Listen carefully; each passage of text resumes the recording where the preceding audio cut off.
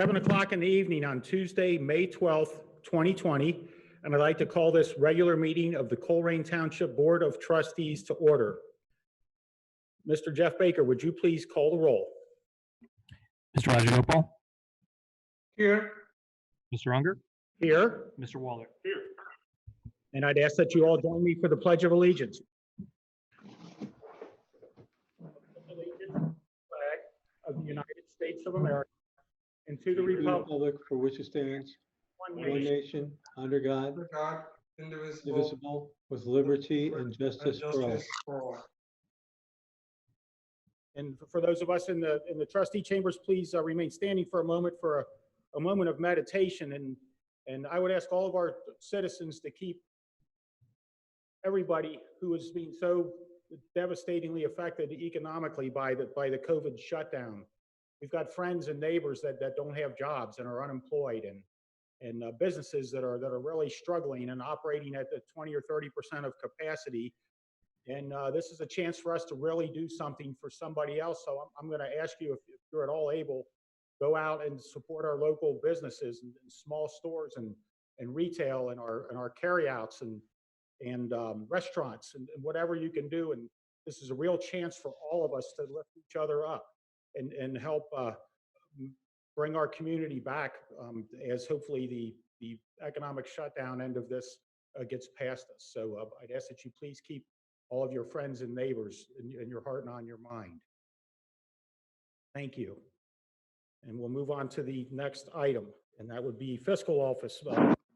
Baker. Thank you, Board. Have the I'd like to get approval on the minutes from the April 28th regular meeting. I would motion that we approve the minutes from the April 28th trustee meeting. I second it. It's been motioned and seconded. Is there any discussion? None. That, Jeff Baker, please call for a vote. Mr. Rajagopal? Aye. Mr. Unger? Aye. Mr. Waller? Aye.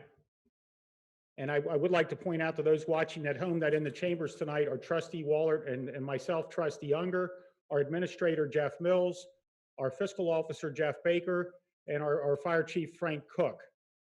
Our Trustee Rajagopal and our other members of the administration will be joining us via Zoom, as we are in line with the state mandate to maintain less than 10 people in a room at this point. We all hope that this ends soon, but that's how the meeting is being conducted this evening. So, Mr. Mills, presentations.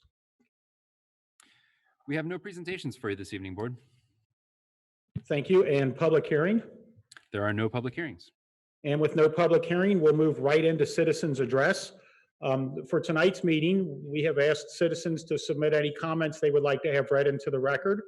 We took comments through this afternoon, and Administrator Mills has printed them out, and I will go ahead and read them. And I will read the first one. It's from an organization called Greater Colerain Community Group. There's no signature on it, but it's from Greater Colerain Community Group. Gentlemen, I respectfully request that you propose to amend the agenda to include a vote on the timely and properly submitted mini grant applications submitted by me by the deadline, and to take a vote on whether the township will assist the Greater Colerain Community Group's leadership in the receipt of $5,000 to $10,000 from United Way to serve COVID hotspots in Colerain Township by awarding us $500 for the ancillary costs associated with this United Way endorsed program. I also request that the board read into the record the very brief comments of some of the over 1,000 residents who signed the Save Lake Gloria petition, and please provide a response for those residents. This document is addressed to the Board of Trustees of Colerain Township. And it says, see attached messages to our trustees. Please read just the names and comments. Don't bother wasting time reading the date signed, etc. And there are several pages printed out, and I'll read a few of them. Reasons for signing. See why other supporters are signing, why this petition is important to them, and share your reasons for signing. The first one is a person by the name of Bree Isbell from 2 days ago. It says, and I'll read it verbatim, I be right around the corner from it, and it's a beautiful place where me and my family love to go. The next one is from Shirley Jones, 7 days ago. Fishing is a great bonding experience between parents and children. It can become a lifelong sharing thing. This was always a favorite family fishing spot growing up. Please save this for future generations. A person named Call Ward from 1 week ago. It was a place my uncles used to take me fishing when I was small, and with friends as I got bigger, it need for family, the community. Jeremy Rourke, 1 week ago. I grew up on Lake Gloria. Carol Thomas, 1 week ago. I love to fish, and my family and I would love a place close to home to go to. Lake Gloria is beautiful. Maloney Miller. We need more public parks. Don't ruin what has been in this community for so long. Let every generation be able to make memories there. A person named Sarah Gibbs. This was a great place when I was a kid. Would love to be able to take my 7 kids one day. Helen Woosty. Many childhood memories. Jay Oakes. Have fished and played golf there. A gem. Paula Bowl. It's needed for the community and has been a part of the community for years, a tradition for people to go there with their families. A person named Janice Ahrens from 2 weeks ago. This should stay as a green space. I'm sorry, there is no comment under Janice Ahrens. That comment, this should stay as a green space, is from James Sparks. The next person is Laura Schreck Schultz. I grew up across the street. That lake provides youth with something to do, may keep them out of trouble. Kyle Hellman, no comments. Terry Emerson, I love Lake Gloria and miss it. Dorothy May, 2 weeks ago. I am signing because we need to keep all the natural animal habitats that we can. This is an important ecosystem. I do love going there to fish and watch the ducks and geese. Sharon Woods, 2 weeks ago. Lake Gloria has been around as long as I can remember. It is a great spot. It is a great fishing spot for families. I want it to be preserved so that me and my family can continue to fish there and share it with generations to come. Peggy Sager. This is a fine fishing spot that we went to last summer. It's a great Colerain location, close to home. Thanks for adding your voice. Julia Neal. This is a public benefit and it enhances the area for good exercise and fun for the whole tax-paying public. Patty McDowell, no comments. Lisa Stevens. I love this lake. It is where my children learned to fish. So many memories. Melanie Novosel. This is a gem and we have nothing else like it in Colerain Township. Please preserve the natural areas surrounding the lake. Logan Latier. I fished here multiple times and love the lake, want everyone to be able to enjoy it. Amy Wade. I grew up fishing at this lake and I would love to bring my kids fishing there. Daniel Hassert. God's beautiful earth should be enjoyed by everyone. Not everything can be private. It doesn't belong to us in the first place. Kitty Abbas. We need and want to save our lake for fishing and spend time with our families. Brighton Coffee. I live in Hamilton, Ohio, and I'm signing because I work down the street from Lake Gloria. I love to fish, and I've never fished there. Someday I'd like to take my boys here to fish. Patty Welsh. It was always a great lake. Tara Smith. My kids love to fish here when they get a chance. Kevin Pfeiffer. This is a nice place and could be a great place for the community. Mark DeShawn. We can't afford to lose landmarks such as this. Our children's children may never know the enjoyment they bring. Sherry Woodruff, no comment. Charles Shaper. I fished there when I was a kid. Belinda Lee, no comment. Jamie Townsend. I fished in that lake as a child, would make a great park. Emily McCarty. My family used to go fishing there. Maureen Case Armour. This is a respite of natural beauty that the city needs to sustain. Teresa Duckwall. I have so many great memories of fishing at Lake Gloria. Courtney Mahan. I've always wanted to go, but it's been locked down for years. I think it should be open for fishing and walking. Vicky Grubbs. Keep it as a park. Krista Jones. I grew up fishing and golfing there. Let more families make memories. Michelle Ferris. To save the lake. Sherry McDonald Reed. This means so much to so many generations of Colerain Township residents. So many good memories we had here, and I see the opportunity of many more. This needs to be turned into a fishing lake that the residents of the township can enjoy for generations to come. Imagine families getting together to fish and just spend time together. Boy Scouts, Girl Scouts, camping out and learning skills that they may never have the opportunity to learn. We have enough homes, we need places to go and things to do. Roger Croxton, we need this type of park in our area. Tim Gossett, I want to save the lake. Tammy Schmidt, we need all the parks we can. Stephen Hardawig, March 31st, 2020. It is a beautiful place that many families could enjoy. I used to golf there for many years. The lake is a great opportunity for family bonding time, whether it be fishing, walking around, or just sitting by the lake and enjoying the beauty surrounding it. Thanks for adding your voice. Brad Morris, I believe they should save the lake. Jennifer Oney, it's a great place to fish. Let me know if I'm getting over 5 minutes, Mr. Baker. Aaron Easton. Okay, we passed some rules at the last meeting. Can I proceed with reading these? Roger, Matt? I'm looking to see how many. There's about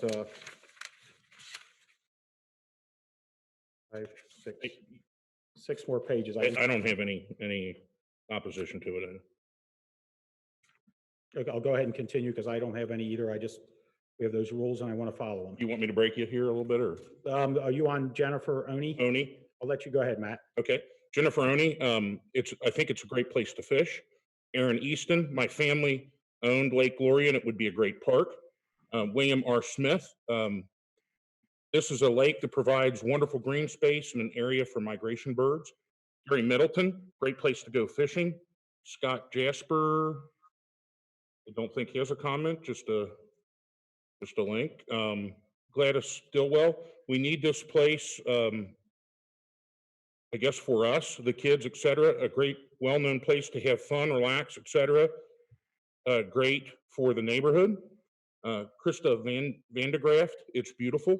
Shelley Lathrop, it's a beautiful place. It should be preserved for the citizens of Colerain Township. Danielle Miller, it's important. Mindy Woodward, need a park in that area. And Sinfner, I live next door to this beautiful park my whole life. Jeffrey Lane, Lake Gloria has been around a long time. It needs to be preserved, and being a park would allow many people to enjoy it. James Kettler, lots of memories here. Andrew Jackson, I've went to this lake and lived by it all my life. It needs to be open to the community.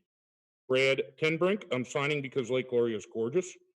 Marianne Button, please preserve Lake Gloria as a park and fishing lake for the township.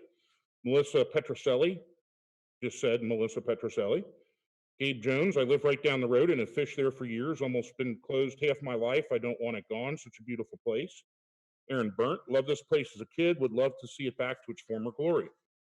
Tina Jillian, green spaces for people to enjoy them. Bev M. Holte, just said Beverly M. Holte.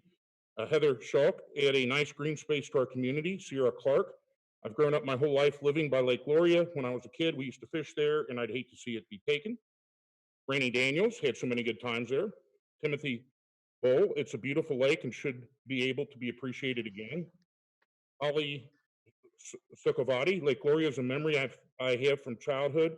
Fishing and fun need to be here for future generations. It's a great place and needs to stay in existence. Carly Hill, said Carly Hill. We the people, Lake Gloria has been a part of our summer family tradition for 3 generations. I want it there for my grandchildren as well. And that concludes the Lake Gloria section of the show. Thank you, Matt. And part of that, in the original page of that, they asked the trustees to comment on it. And I would just comment that Lake Gloria is a privately owned piece of property.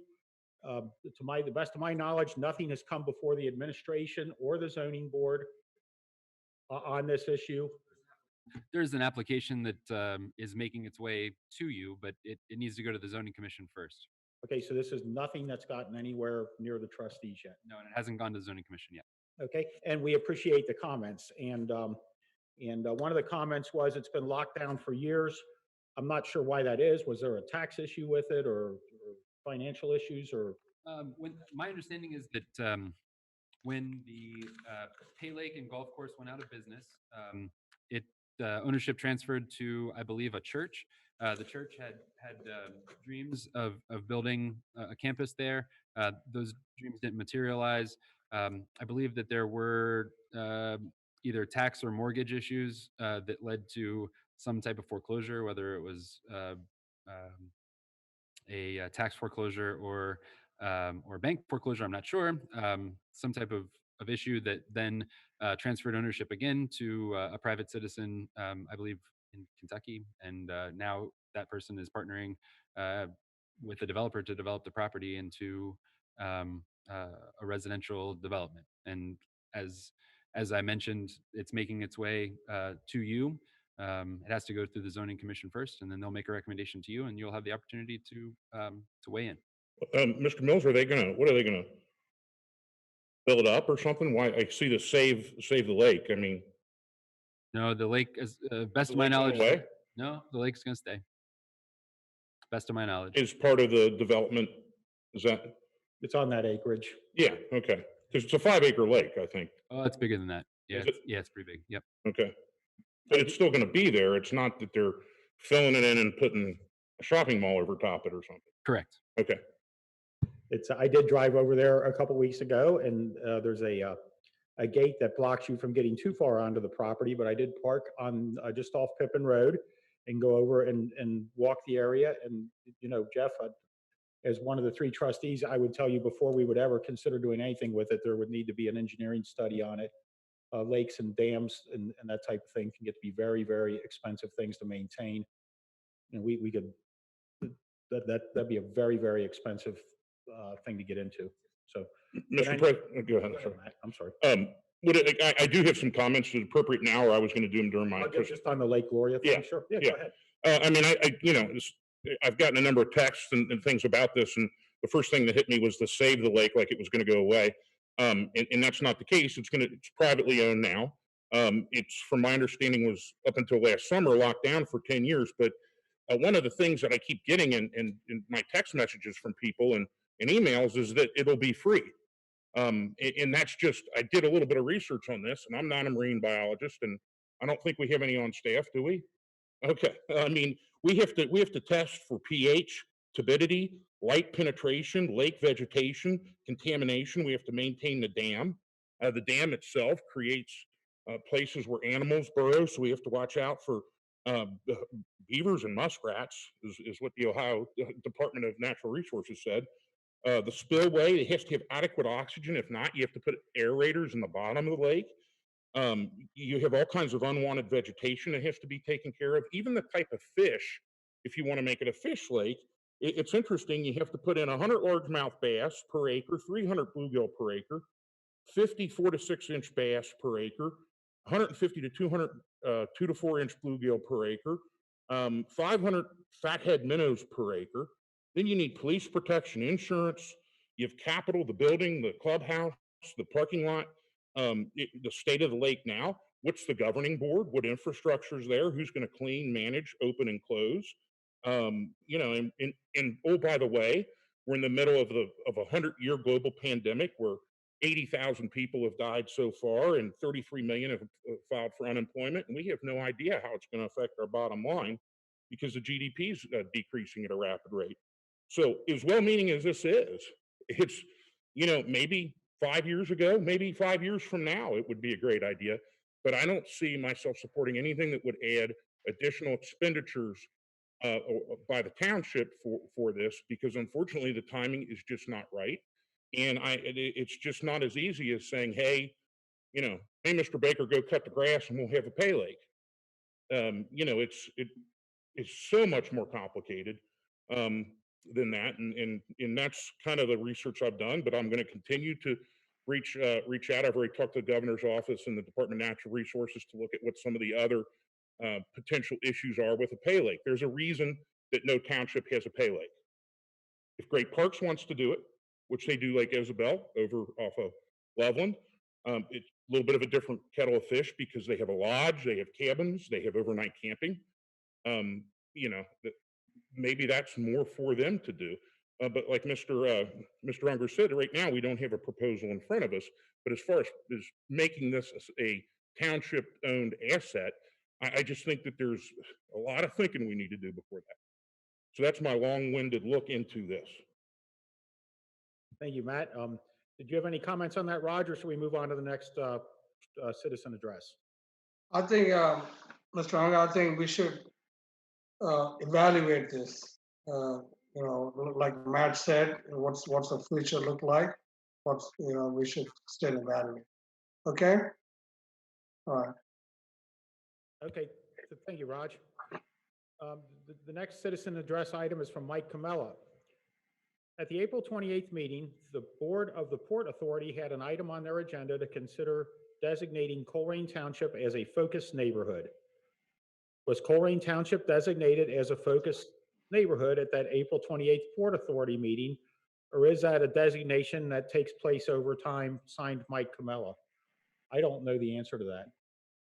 My understanding is that it was on the agenda, and it was staff's intention to designate Colerain Township as a focus neighborhood. I did not seek out confirmation that vote took place, so I don't know definitively. But if I were to hazard a guess, I would say yes, and that means that it does not take place over time. It is just a focus neighborhood, and then that allows for the Port Authority to really focus their time and resources on improving the neighborhood, which is a huge benefit. Okay, thank you. Next item is from Chris Green. And you want to read that one, Matt? Because I know you've been in touch with Chris. Sure.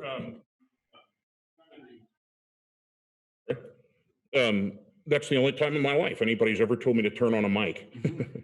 Kind of the preamble, I've submitted a proposal for the military banners to be placed on the light posts throughout Colerain. Our committee, meaning the Colerain Veterans Memorial, has been trying to get this approved for the past 2 years almost.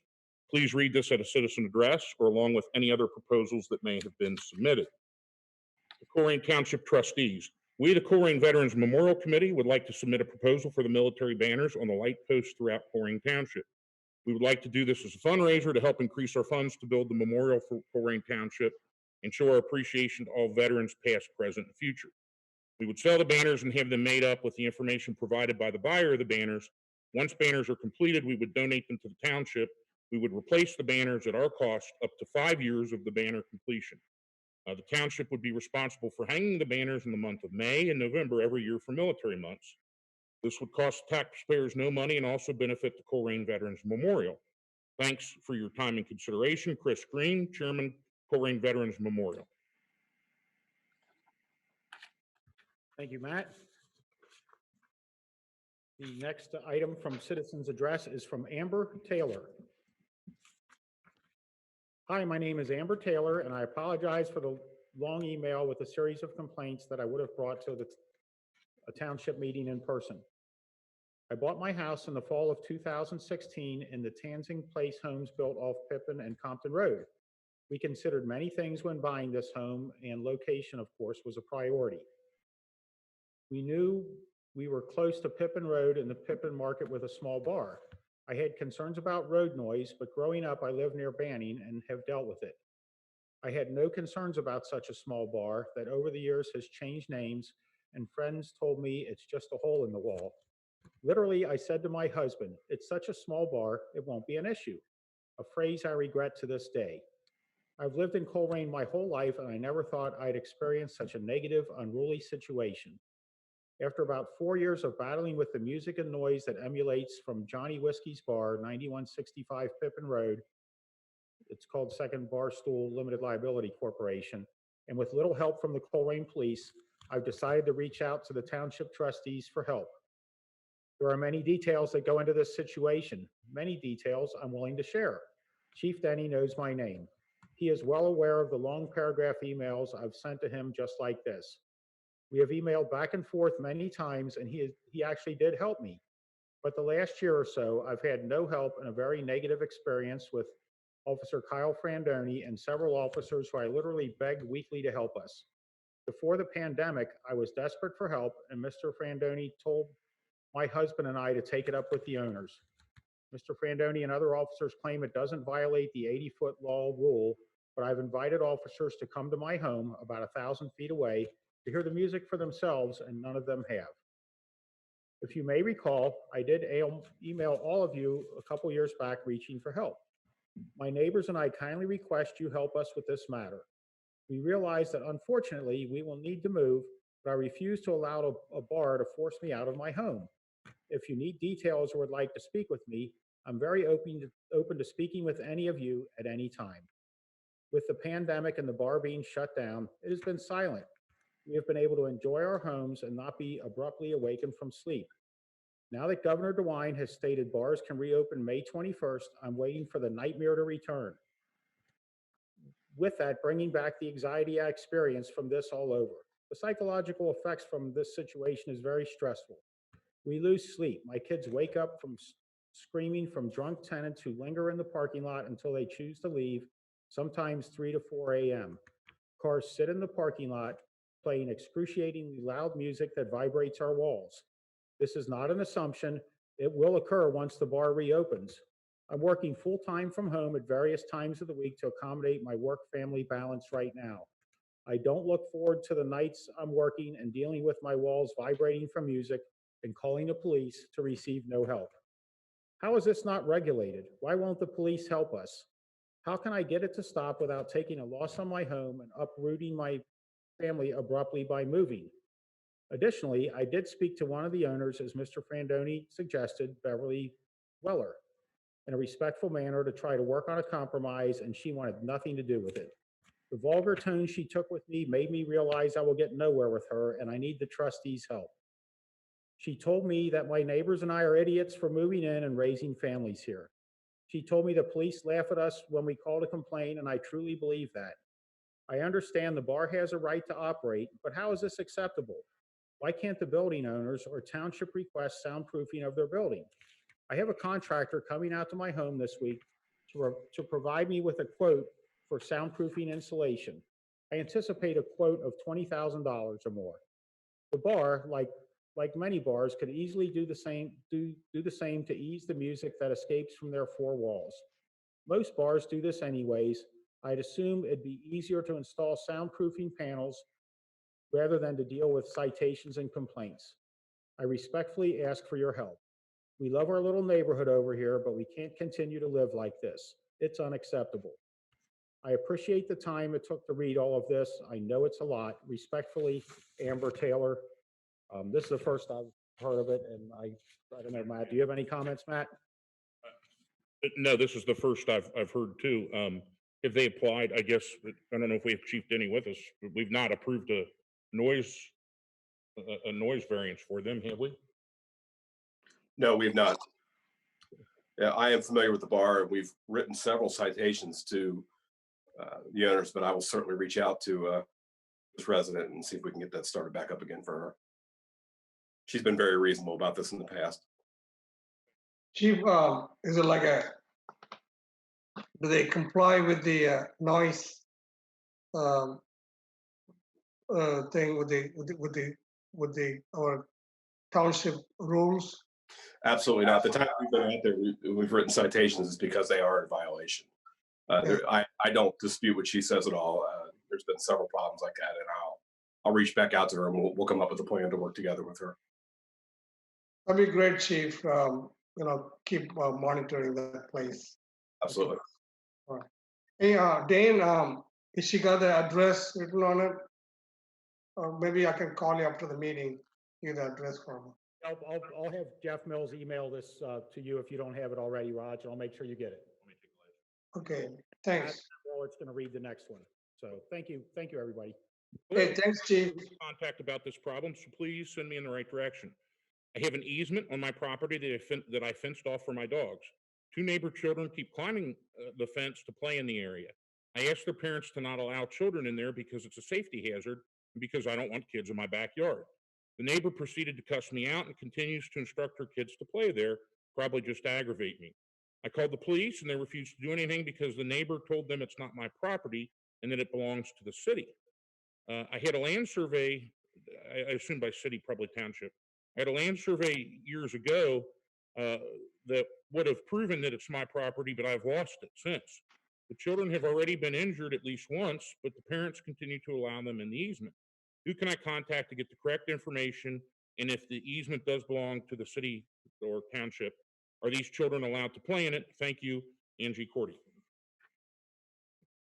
Matt, I'll go ahead and comment that if you Angie, if you're out there, or we can respond to the email, you can always look at the Hamilton County Auditor's site.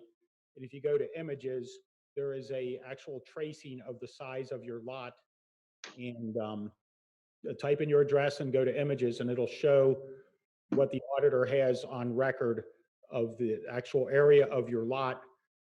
Obviously, you would need to get a land survey if it becomes, there's a need for it to be that detailed, but that's the answer. And if you want to give me a call, I'd certainly help walk you through that. My personal cell phone number is 513-404-3057. I look on the auditor's website all the time when people have different questions. So does either of the other trustees have a comment? None. Okay, hearing none, that is all the items we had submitted for citizens' address. So we will move forward into administrative reports. I'll turn it over to you, Jeff Mills. Thank you, Mr. Unger. Good evening, Board of Trustees.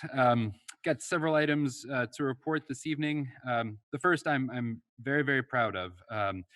One of the things that I pride this organization on the most is a culture of innovation that we've been building in this organization, and that comes from allowing our very bright staff to develop programs and giving them, the opportunity to fail. Sometimes we try an idea and it doesn't pan out. Sometimes though, we try an idea and it really does, and we do something very different from the way that anyone has done it before. It was really exciting to learn recently that the Greater Cincinnati chapter of the American Society for Public Administration recognizes the Colerain Township as a very innovative public sector organization. I just wanted to read to you a couple snippets from a press release that's going out this week from ASPA, the American Society of Public Administration, titled Dedicated Servants and Innovative Programs Win Local Public Administrator of the Year Awards. Public servants in Greater Cincinnati and Northern Kentucky continue to work diligently and creatively to solve societal problems big and small around our region. In order to recognize these people and accomplishments, the Greater Cincinnati chapter of the American Society of Public Administration recently announced their 2020 Public Administrator of the Year Awards. These awards raise awareness of the achievements and contributions to the field of public administration in the Greater Cincinnati and Northern Kentucky. This year, GCC ASPA had the honor of recognizing a strong slate of individual and collective contributions to the service. Colerain Township was honored with the Achievement and Innovation Award for their traffic calming lending library. This, which enables governments to share equipment and best practices when redesigning roads to be safer for pedestrians. The Greater Cincinnati region is full of passionate public servants who are continuing to look for ways to improve their communities. ASPA is honored to recognize them. It feels good to have our peers recognize this organization as one in which we are doing innovative things. So I was very excited about that and happy to share that. I also wanted to take a second to share with you our current operational posture. As you are aware, when COVID rolled into town like a freight train, and things started to change very rapidly, we had to change our operational posture in every department. Currently, in the fire department, we are, as we have been the entire time, we are here for you, for Colerain Township.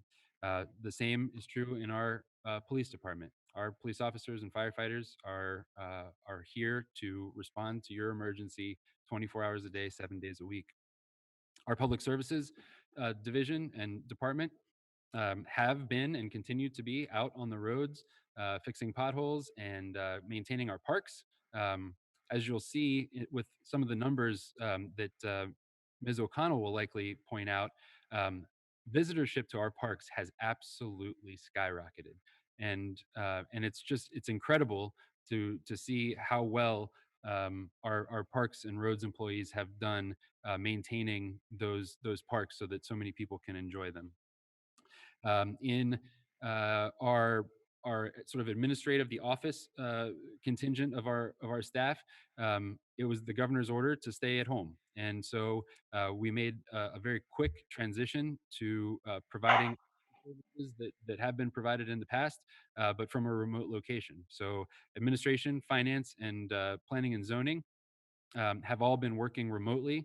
Uh, for this past week, when office environments were opened back up by the governor, we brought our office manager, Glenna Carter. So we have now an 8 to 4:30, 5 day a week presence, Monday through Friday here at 4200 Springdale. And so, anyone who wants to come in is more than welcome to stop by. We do require face masks from the public when interacting with uh, when interacting with our staff as a precaution to keep everyone safe. Um, let's see. And beginning on Monday, we will have uh,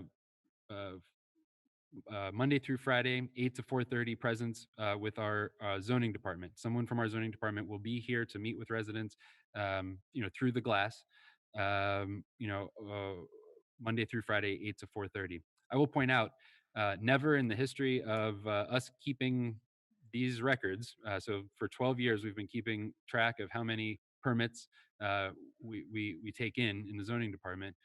We've never taken in more permits year to date than 2020. Those guys, small staff, they are just jamming, and they're also short staffed. We are down a senior planner and a part-time code enforcement person right now. So with short staff, they are doing more than ever before, and they're doing it from a remote location. I'm really proud of the productivity of that group. Um, in administration, we will have a presence here every day. Jeff Weckbach and I are alternating days in to try to limit the number of folks that are in the office environment at one time. And our finance department is in as necessary to process payroll, purchase orders, receipts, etc. So I just wanted to share with you that though it doesn't look normal, right? That when you drive to 4200 Springdale, you don't see all the cars in the parking lot. Our staff is humming, and we are staying on top of our strategic initiatives, and really haven't missed a beat. I couldn't be more proud of the work that our staff has put in through this crisis. So that is our operational posture at the moment, and the situation continues to evolve. Um, Finally, I would like to thank Trustee Rose Sturts from Delhi Township.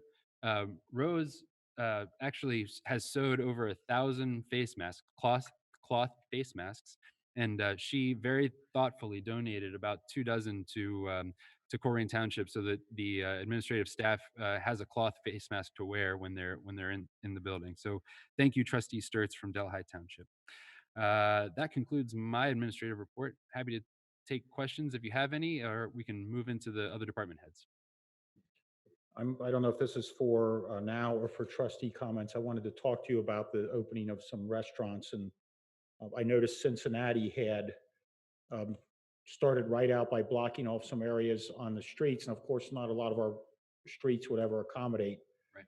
restaurant patrons like the streets do downtown. But I know some of our local people, whatever we can do to help them open, whether it's the pizzeria that wants to put some tables out on the sidewalk by the parking lot and, put some whatever safety barrier around it. You know, this is something that the governor just came up with last week, that he finally said they'd let them open May 15th. So I'm going to, as one of the three of us, I'm going to ask you to implement some type of program that we can, um, speed things through zoning, or give somebody a permit to set up some tables in front of their business. I know we have some zoning rules. I talked to you about this earlier. There's a particular part of the zoning code that we do want to enforce things, but I think right now is the time that whatever we can do to bend over backwards to help these businesses. Do you have any comments on that, or what we could do? Yeah. So Mr. Iona and Mr. Weckbach and I have been putting our heads together, trying to think through what types of regulatory relaxation we can put into place to, as you put it, sort of get out of the way of businesses reopening, because it's existential at this point for many businesses in Colerain Township. I mean, the fact whether they go and are able to open their doors or not is really at risk at this point in time. So things that we've talked about are relaxing the temporary signage regulations to allow for "we're back open" signs to come back, and so we wouldn't require a zoning certificate or and maybe relax the number of the temporary signs that can be on a premises. We want people to know that these businesses are open. We talked about outdoor sales and storage, as restaurants are going to have to separate people within their four walls. Can we allow for outdoor sales at restaurants and whatever, so that they can get more tables in the out of doors? That would also, if there's tables outside, there's probably tents. Tents require a temporary structure permit. We can relax those regulations. Parking rules. So if you if you want to use a couple of your parking spaces for tables, for example, and that decreases your parking ratio beyond the level that currently exists, maybe we can relax that. So we've got a whole list of zoning rules that we can relax during this crisis, so that our businesses can get back to being profitable and hopefully stay in Colerain Township. I'd like to bring those to you on the 26th of May. That's fine. As That's one of the good. three of us, I would say, make an executive decision. That's what we have you here for. That's why the three of us have hired you. If you see a situation out there that could be improved, some of these people are barely hanging on. Yeah. They've been trying to operate out of a drive-through, those that have them. Well, the financial model for a lot of these businesses is on putting people in the dining room and not just drive-through revenues. That doesn't cover the monthly fixed cost of bank payments, insurance, liquor permits, that type of thing. So, I know later on in the agenda, we have a resolution to extend our emergency declaration through May 29th. It'd be my suggestion that you could do those things through the duration of however long our emergency declaration goes on. And that's just one of the three of us. I don't know if Roger or Matt has any comments to that effect, but we need to do something to help these folks. Dane, I got a comment. Can you hear me? Dane, can you hear me? Yes, we can, Hello? Raj. Oh, okay. I think that's a great idea of taking a step forward to help our business. I was going to say it in my trustee reports. Also, we work with the Colerain Township, the chamber, the business chamber, how they can also play roles in helping opening the businesses. So it is also like Dan mentioned about helping them. Maybe our public works department also give a hand to these people who need anything to setting up. Something that we move forward on that. Like you already mentioned about zoning, but you need, other than the physical help, say we can our public works people can help the small businesses. There's something that we move forward like any other,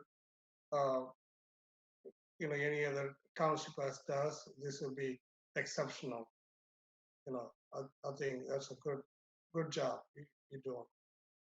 Very good. Thank you. Yeah, I just add that I support pretty much, I don't know that there's one I don't support that Mr. Unger listed. I'm concerned from a process point of view, and I don't know if we have Mr. Barbieri on the line, if that needs a vote by the trustees just from a process view, or if you can unilaterally suspend them. Well, we can address the enforcement of it, of the rules, but I would like to, and we are scheduled to meet with Mr. Barbier and Mr. Solman, maybe tomorrow or certainly this week, to go over the legal mechanism for temporarily suspending those sections of our zoning resolution. Okay. And looks like Mr. Barbier is on the line now. I am on the line, and I think that the zoning director does have some authority to interpret the zoning resolution, but I think if it sounds to me that you all are unanimous that you would like Jeff or the zoning director to have the authority to suspend the zoning resolution as it relates to restaurants and other businesses opening within their discretion until your next meeting. I think that might make some sense for you to pass a motion to that effect. Yeah, I think that makes me feel a lot better. So to that end, I motion. I motion to amend the agenda. To put us, and I will second that motion to put another item on the agenda. So it's been motioned and then seconded. Is there any discussion about changing the agenda? No, Go ahead, Raj. no, I think let's move forward now and put it in this amended today. Go ahead and take a vote on amending the agenda. So it's been motioned and seconded. With no further discussion, Jeff Baker, please call for a vote. Mr. Rajagopal, Aye. Mr. Unger, Aye. Mr. Waller. Aye. Go ahead and make a motion, Matt. So I would motion that we vest powers in the executive director of the township, which Mr. Jeff Mills, either through his zoning director or Jeff Mills, to make decisions on suspending various parts of the zoning resolution throughout the course of our declared emergency, which I know later on the agenda, there's a proposal to extend it through May 29th. But so my motion would be to put those decisions in the hands of Jeff Mills or his subordinate to make those decisions so that we can do anything possible to help these businesses get open as quickly as possible. So that's my motion, is to vest those powers in Jeff Mills or his subordinate. I will second that, It's been motioned and seconded. Is there any discussion? Mr. President.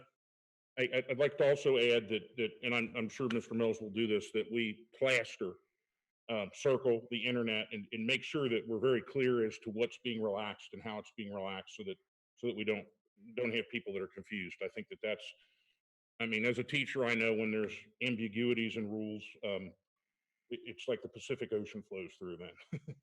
And I just want to make sure that what you intend is actually communicated to people, but you've always done a great job of that. So I just wanted to throw that out of there anyway. Yes, sir. Thank you. Okay, any comments, Raj?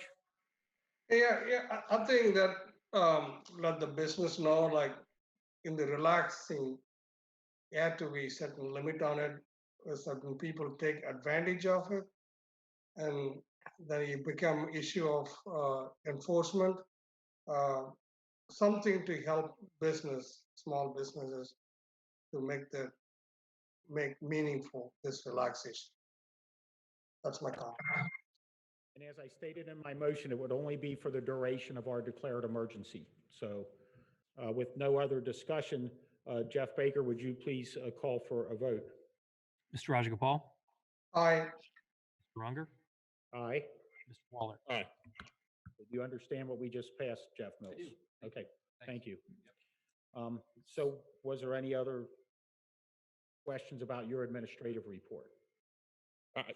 I just wanted to comment, were you finished, Mr. President? Okay. I just want to comment that I realized that this week, as I'm closing out 2 school years, how much people say, "Oh, you're working at home. How easy." Oh my gosh, it's a culture shock to hear that those 15 different email addresses binging every 3 seconds and 2 phones binging, and I think that that this goes for you, but it goes for the entire Colerain Township staff has done, I think, a great job, and the numbers that you gave us from zoning permits show that that the skill. I think one of the greatest skills people can have in life is being flexible, and that's a hard skill, especially when you're 50 like me and set in your ways. But you guys have done a great job with that, and I appreciate that. And it doesn't go unnoticed, and that's from the top to the bottom. I certainly think that reflects leadership, you and Mr. Weckback, and thank you so much for that. Okay, Jeff Mills, next item. Very good. Joining us in person here this evening is Fire Chief Frank Cook to deliver his administrative report. And Good evening, Chief. Good evening, Board. How are you this evening? Great, Chief. The first item I'd like to report to you is the emergency incident activity for the month of April. Let's see, those numbers really don't reflect our numbers this month, but so anyway, we responded to 632 emergency medical incidents during the month of April. 157 fire-related and service call incidents, and we responded into the Springfield Township EMS contract area 23 times during the month of April. You may recall that on April the 8th, there was a tornado that passed through the township. During that evening, our crews were out in the midst of the storm, responding to incidents. We had 2 building fires that evening. One of them occurred in the 3400 block of Springdale Road in the Northbrook neighborhood. The other one occurred in 11,400 block of Clear Meadow Lane up in Pleasant Run. And then on April the 15th, we had another building fire that occurred in the 9500 block of Ridgemore Drive, also in the Northbrook neighborhood.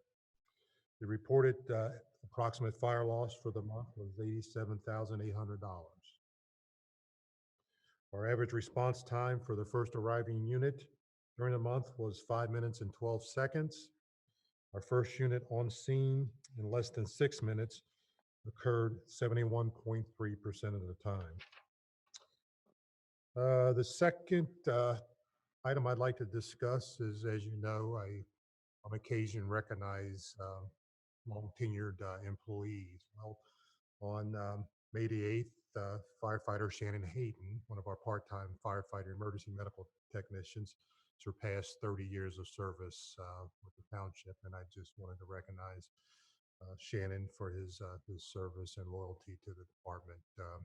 30 years from a part-time employee is very commendable, and Shannon's been a real asset to the department and to the community over this 30-year tenure. That concludes my administrative report this evening. Thank you. Thank you, Chief. Thank you, Chief. Thanks, Chief. Thank you, Chief Cook. Next, let's have Chief Denny from the Police Department. Good evening, Board.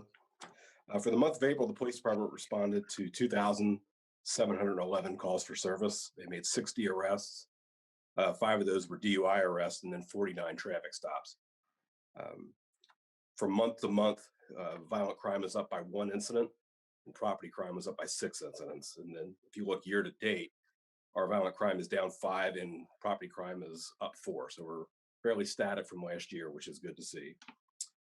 Lieutenant Mike Owens, in the last few weeks and months, has researched a new officer wellness program that we are implementing later this month. The program focuses on financial, psychological, and physical health of the officers and includes mandatory mental health checkups and many other initiatives that we've neglected. These officers have long careers that are supposed to last 25 to 30 years, and it's shocking how many of them don't make it to that finish line. And a lot of it's due to issues that we can help prevent. So we're going to launch that and take care of our people. Over the past few months, Lieutenant Chris Phillips has worked on a new field training program. And this program is significantly more intense and more focused than our older program. And our first 4 officers who've been through the program will be released to solo patrol in the next couple of weeks. And the program consists of 3 weeks of administrative, computer, and foundational training where they qualify at the range, get certified in defensive tactics, attend statutorily required training, receive certifications in all their non-lethal weapons. They tour the communications center and other facilities in the county, and they learn about all the programs that we offer our citizens, like our Driving Angels, CARE, and our QRT. They also spend time with our traffic officers and our civilian staff. And then they're paired with one of their first 2 training officers, and they spend about 500 hours in car training with experienced officers experiencing daily written reviews of their progress. The training officers then have regular contact with Lieutenant Phillips to discuss any kind of weaknesses or strengths that we can work on with them to make them better officers in their career. So those are 2 of the programs that we're launching later this month. And that's the end of my report. Thank you, Chief. Thanks, Chief. All right, Jackie O'Connell, Director of Public Services. Hold on, I'm trying to get my video on. Here we go. Good evening, gentlemen. I've got a couple things to report tonight. Primarily, like Mr. Mills said, our park visitorship has skyrocketed over the past couple months. Up from April last year this time, it is up 250%, which also tracks with the county average. Google puts out they have a mobility report that they've been publishing over the course of the pandemic, and park usage in Hamilton County is up 253%, which tracks on how ours is up. And you can tell it if you go to the park, it's always busy, more trash is being produced. We are still encouraging social distancing and masks though, and picking up after your pets like always. But our park crew has been very busy, not just doing the usual mowing and maintaining, but also working with guests and picking up trash and just normal safety and health things that we are prioritizing. I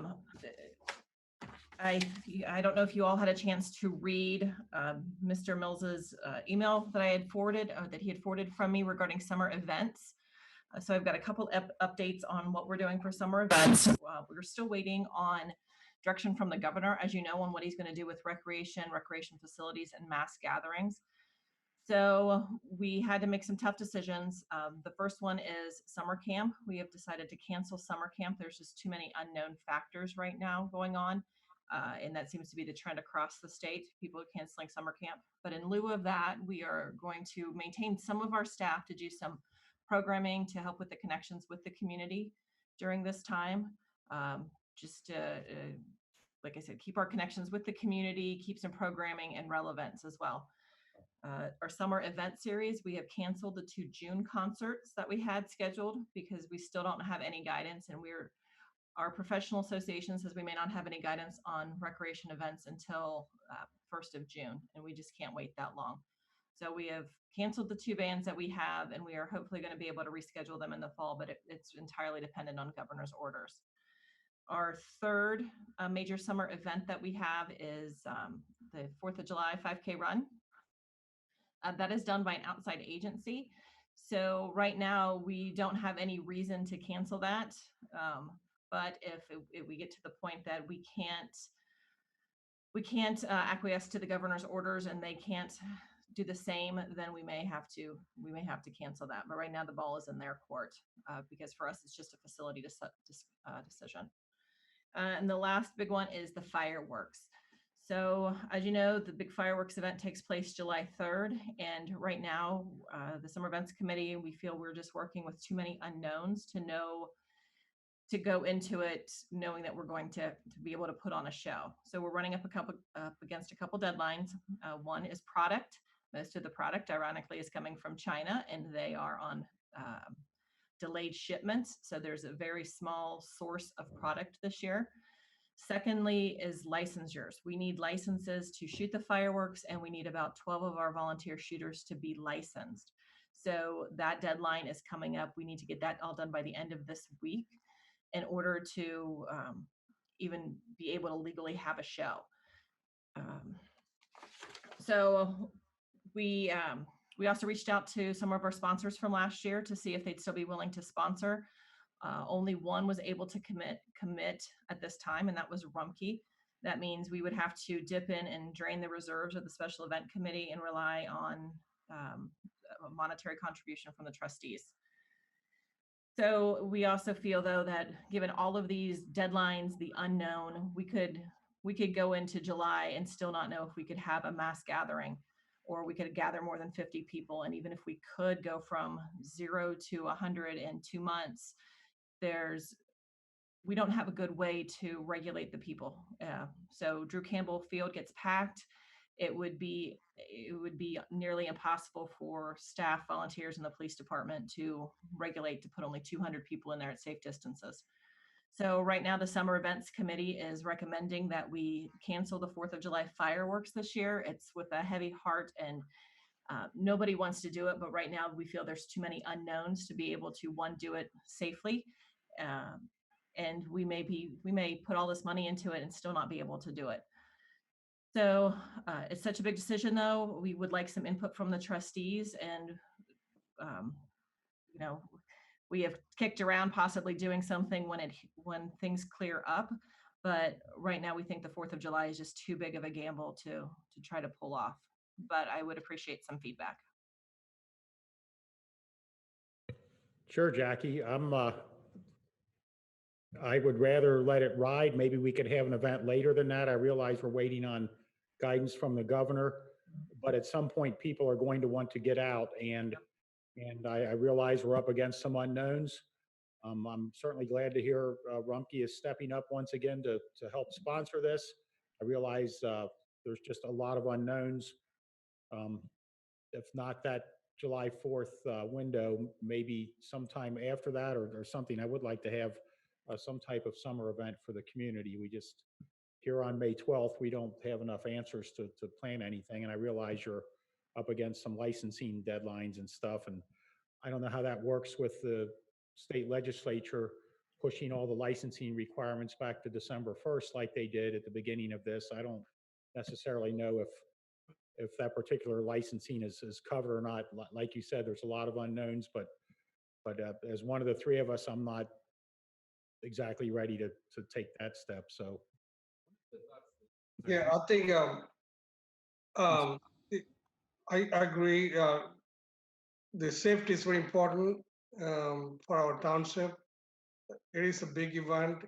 It's a mass gathering, and to control that many people will be put burden on our police department and on the people who will be start coming to see the fireworks. Two things we can do, like tell the donors, keep the donation ready. you know, we don't want to lose the donation. It is a big event for our community. People are looking forward for that. We can have it later date, and also see if we can get an extension for the people who receive the license. You know, so you can write to them or call them so they can have their license certified in later date.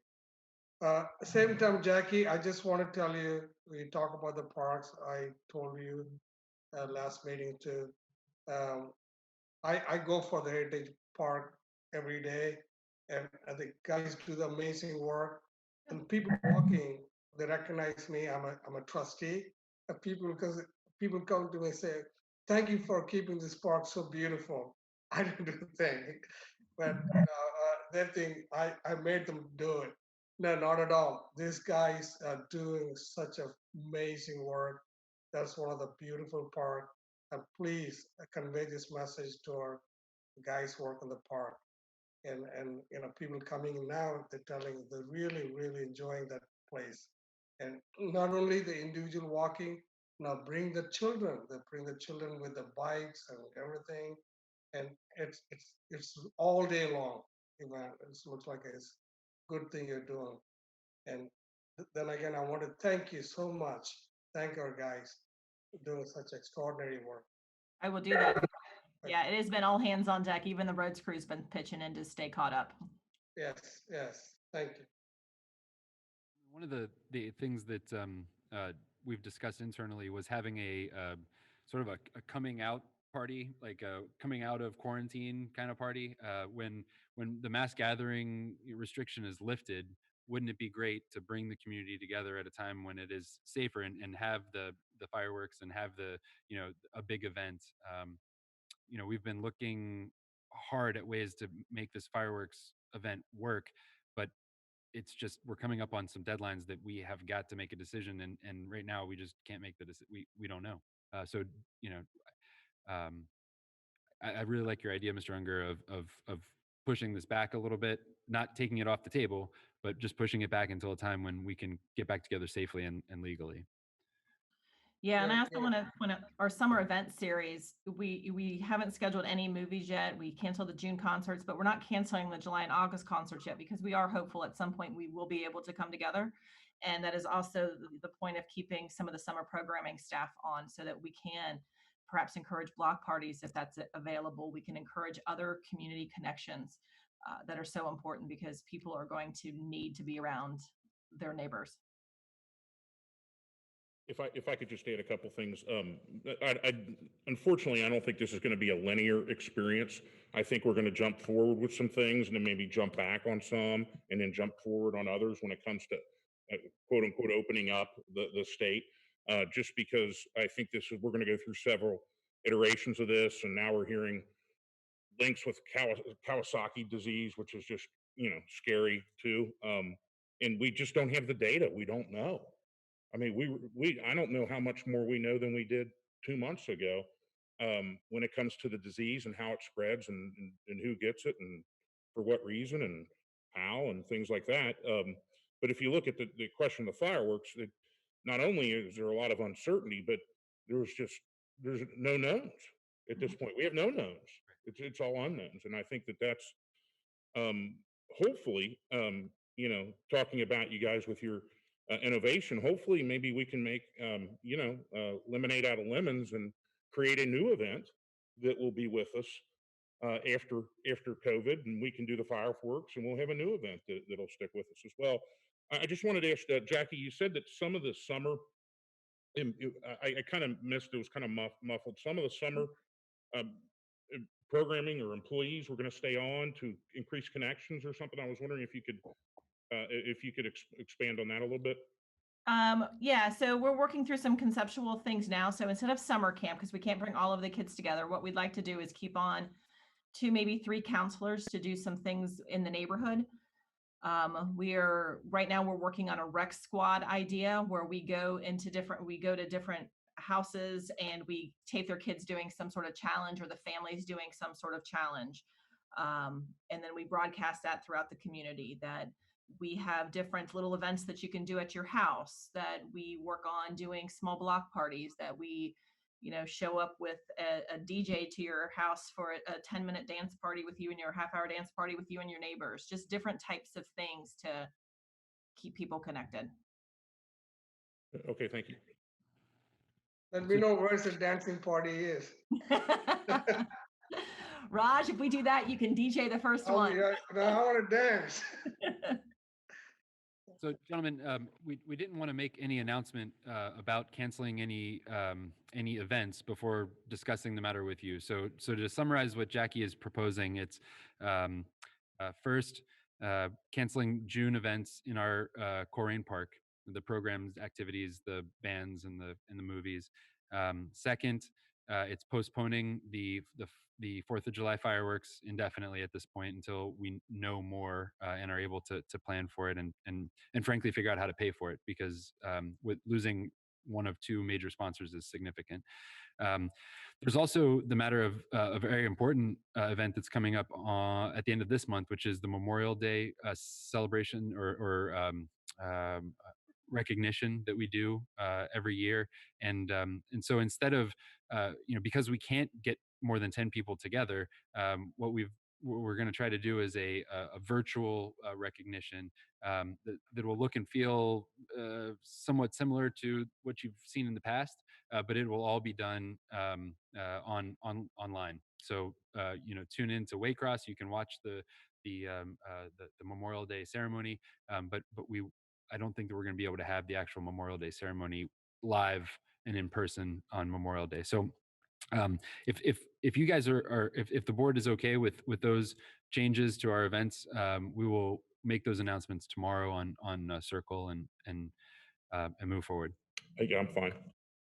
Okay. Just to make sure you mention that there may be fireworks. It's just as of May 12th, there's too many uncertainties, but we're going to need a community event soon because people need to get out and have something. We just, right now on May 12th, I can't see that far into the future. So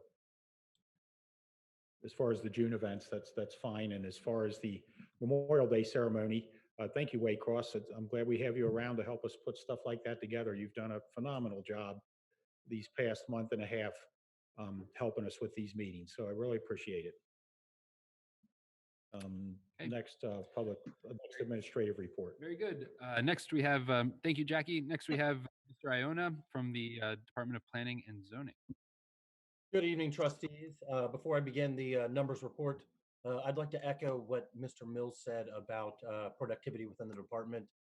It's been a banner year for permits, but it's also there's been a lot of churn with the code enforcement line and really throughout staff, in addition to our strategic initiatives. So I'd like to thank my staff for all the great work they do, and I'll begin my numbers report. So permits this month. It's been a busy month. We've had 62 permits. That is the most on record going back a very long time. 8 of those were single family and 54 of them were other permits. Our BZA and Zoning Commission we had 2. So far this month, again, typically this time of year, our numbers are not too high because it's just the nature of the development cycle. As far as code enforcement numbers, it's been a very busy month. In fact, just last week, we had over 150 complaints received through CSR. If you extrapolate that out over 52 weeks, that's approximately 7,500 complaints a year. Now, it's not always that busy, but it does speak volumes to the type of workload we have this time of year. And something that we do with myself and 1.5 other people working towards that service line.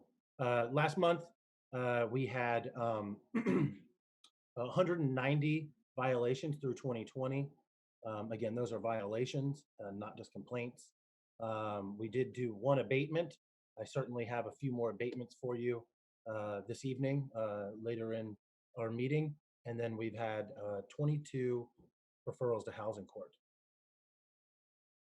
As far as the vacant registration program, we do also have 2 vacant foreclosed property registrations through the month, through last month.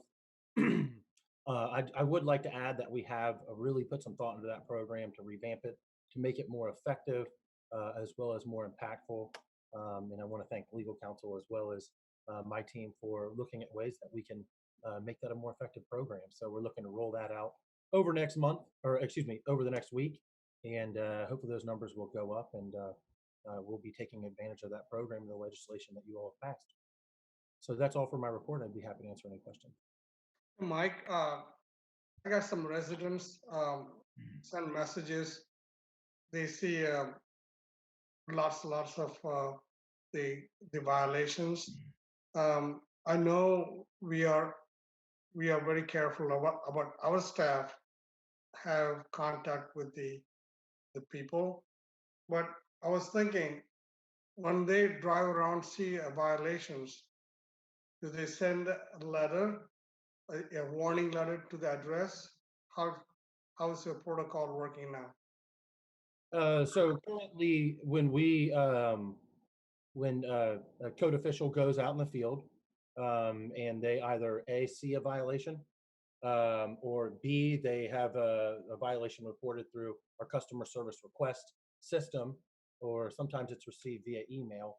But the protocol is for our code officials to always, and this is for good record keeping, to always enter violations, whether it's received by email, whether it's sent from me, whether it's something we get from an elected official or from a customer, to always put that into our customer service request system. And the reason we do this is because that violation will always be visible by not only our staff, but the rest of the community and community members who want to follow up on violations. So when a staff member goes out and they see a violation, we have a couple different protocols. If we look that property up and the staff recognizes that it's a rental property, which you can find out through looking things up on either the auditor's website or the Secretary of State, we now send a violation letter to the person residing at the property as well as the person who owns it. If we find out that the property owner actually lives in that property, we will go ahead and post the notice of violation on the home. So we do everything we can to try to reach these property owners. And then all that information, anytime we're out on a site, we always update what happened with a picture, as well as kind of what I'm calling it's a captain's log, or it's the code official's log. So anytime we go to a site, whether we close the property violation, whether we move it through our enforcement process, or whether it's the beginning of the code enforcement process, we always upload a picture, and then we put case notes. And we do that so that our staff, our elected officials, and our residents, as well as the people who reported the violation, can easily go there and see what's going on. Thank you, Mike. Appreciate that. Thank you, Mr. Iona. I always go back to this when I think of this, your experience in Hamilton, because to me, Hamilton turned around on a dime. And I just am always amazed at what they did in like 2 or 3 short years. But the concern that I have growing more and more is empty retail space in the community, and especially empty space in what we'll call South Colerain, south of Galbraith Road.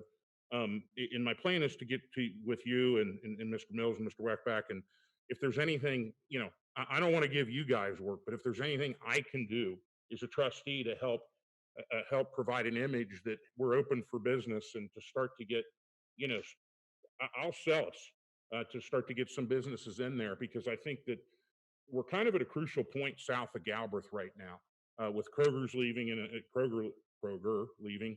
And for those that haven't heard, the Walgreens, which I shop at, by the way, leaving. Those are 2 big losses for us, and I want to make sure that we don't that we draw some more attention to that area. So I'll be getting with you in the next couple of weeks or something. You could kind of be thinking about spitballing ideas. What can I do? Because I'm willing to go out there, mask and all, and try to get some businesses in there.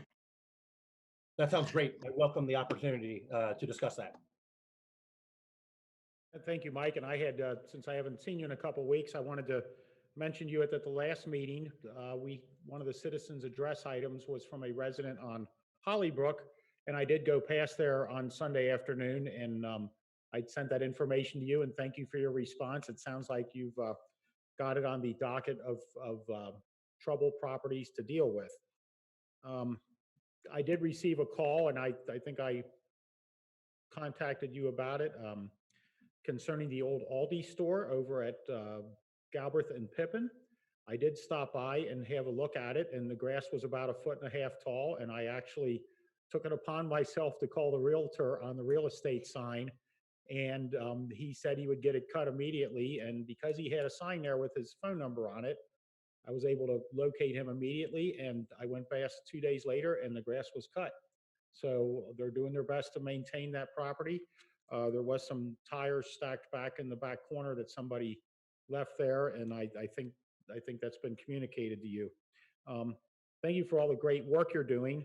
And I know you were watching the meeting just a little bit earlier when, starting tomorrow morning, Jeff Mills and you are going to figure out what we can do immediately to help some of our businesses get open. So, and that'll, we have a motion on we have an item on the agenda coming up to extend the emergency situation through May 29th. So whatever you and Jeff Mills executively decide about our zoning regulations would follow through the timelines with our emergency. So thank you for everything you guys are doing. I do know you're getting a lot done, and whatever we can do to help retail and restaurants and anybody else affected get open as soon as possible. Thank you for your help. So that's my comments to you, Mike Iona, and thank you for being with us tonight, Mike. And Jeff, what do you have next for administrative reports? I believe that's it. Thank you, Mr. Iona. And that concludes all of our administrative reports. Great. So our next item is trustee reports. And Matt or Raj, would either of you prefer to go first? Let Matt go first. Okay. Matt's going to go first. Okay. I will keep it short tonight. Just a great thanks for everybody working for the township and everybody in the township. This is, I think I mentioned it earlier. It hit me this week with grades due at 2 schools. What a stressful time this has kind of become. Wearing masks, going from store to store looking for chicken. I mean, having my sister get up early to go find toilet paper. It's just something I never thought I'd ever experience. It's a little bit humbling, but I think it also, for a lot of people, makes them appreciate your neighbors, appreciate the community you live in. And I think I've had more kind of heart-to-heart discussions with people in my neighborhood over the last 2 or 3 weeks than I did the previous 8 months. And I think that, one thing we can take away from this is that, this is absolutely horrible, but we're going to get through it because we're Americans, and that's what we do. And I'll just say again that, I get a lot of text messages from people, a lot of emails. I try to respond to each one, and sometimes it might be just thank you. I received it. I will take it under consideration because I have a lot of information coming in, and there's a lot of different competing interests that I want to weigh. I'd love to have, we talked about Lake Gloria. I'd love to go fishing there and catch a 30-pound catfish. But I also want to have roads that are in good shape to get there. And I want to have, I want to have EMS to come there when I have a heart attack when I catch the big fish or something like that. I mean, government is a decision of who gets what, when, where, why, and how. And to me, the three big are, fire EMS, police, and roads and infrastructure. And then we go from there. So it's not always going to please people, what I say, but I think that's important to be focused on those goals. And again, take care of each other and, just everybody, just stick with it. Please be patient throughout this. I saw Dr. Fauci on the Hill today say some pretty incredible things that, like, school won't start in fall. And I think that I'll just absolutely just lose my mind if I have to teach from my bedroom for another 2 or 3 weeks. But a lot of people have it a lot worse off. So we'll just do what needs to be done. So thank you, and thank you to all. Thank you, Matt. Raj? Yeah, thanks, Dan. I think our township is moving forward. A lot of things we talked about in 2019. And when we had the town hall meetings, and the people, the voice of opinion, what the priority township should have. And most of them talk about the sidewalks. And we saw in today's agenda, the big program for the sidewalks. That's a great steps we are enforcing, and we're going to make it happen. Also, I've been telling several meetings before, my priority also the sidewalk from Northwest High School to all the way to Struble Road and Pippin Road is safety for the children. And the township applied for the grant. And I think they are out among numerous applications were submitted. Then our application is going to the safety board. They're the people making decisions. I contacted the director of the high transportation, and he's really pushing this so we can have the grant. Let's keep the finger crossed. So hopefully when we get this grant, it'll be a good thing for the community around this area. Also, I'm so proud of our police department, fire department, how they are working vigorously to help our community in these COVID-19 situations. And I pray for the safety. Also, when the business opening up, I'm planning to work with the chamber, Colerain Chamber, how to help closely the small businesses. That's very critical. And we already talked about what our administrator had a plan to help the small business. That's one step forward. And these are the things as our township as a whole, we should keep helping minimizing the spread of COVID-19, provide as much as safety to our residents. That's our goal the coming days. Thanks. Thank you, Raj. I'll give a little short trustee report update. One of the things I've learned of being married to a teacher and having a daughter who's a teacher and sitting next to Trustee Wallard, who's a teacher, is a lot of them can't wait to get back in their classrooms. My daughter is managing 28 students on Zoom calls, and she is on from 7 in the morning till 6 at night, just dealing with students, helping them with homework. And congratulations to you. If you're watching, Kara, you're supposed to be watching. Hopefully you're watching. And as far as my wife, she's put out several videos for her younger students, and I've watched her, and I certainly enjoy her creativity. One of the big issues that's affected society, and it has been tough on a lighter note, is the haircut situation. And I know Waycross was kind enough to allow us to do inspirational messages to the community, and Trustee Wallerts, he lamented the fact that he had attempted his own haircut, and I would like to congratulate him for his overcoming the last haircut because he's looking a lot sharper this evening. So congratulations, Matt. And on one other note about our area south of Colerain Avenue, the Duke Energy site construction continues. I noticed they've got the buildings, mostly the exteriors completed, and they're working on the inside of the buildings. The curb machine must have been out there, and they've laid some header curb around the perimeter of what is going to become the paved areas. And so they're getting ready to pave the parking lots there, and it's going to be a really fantastic thing. And I'm certainly thinking that it's going to be a real catalyst for that area and help us get things going. And I wanted to make one other comment about the haircut situation. Is I recently had a Zoom meeting with my son, and I am confident that you're watching, Thomas. And Hey, Dan, I like your haircut anyway. shops are closed, but you're not Albert Einstein. And I've watched your hair grow, and I'm strongly, as your father, encouraging you to get it cut. And with that lighter note, we will move on to the next item, son. So new business, please. Excellent. Thank you, Mr. Unger. Hey, can I add one more thing, please, in my report? Okay.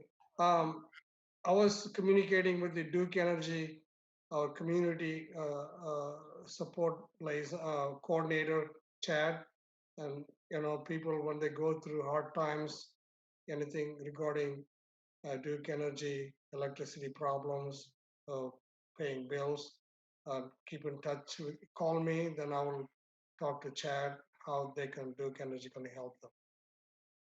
Okay, that's quick now. Sure. Okay, so the first item of business we have this evening is from the fire department, and Chief Frank Cook is here to present that.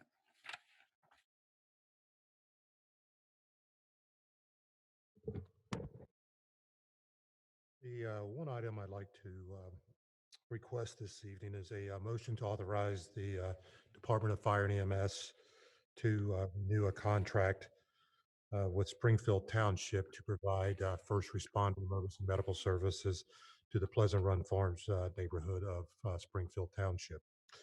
The agreement between Springfield Township and Colerain is for the provision of, like I said, of first responder emergency medical services into the Pleasant Run neighborhood of the Springfield Township community in annual amounts of $75,000 from January 1 to December 31, 2020, $77,500 from January 1 through December 31 of 2021, and $80,000 from January 1 through December 31, 2022.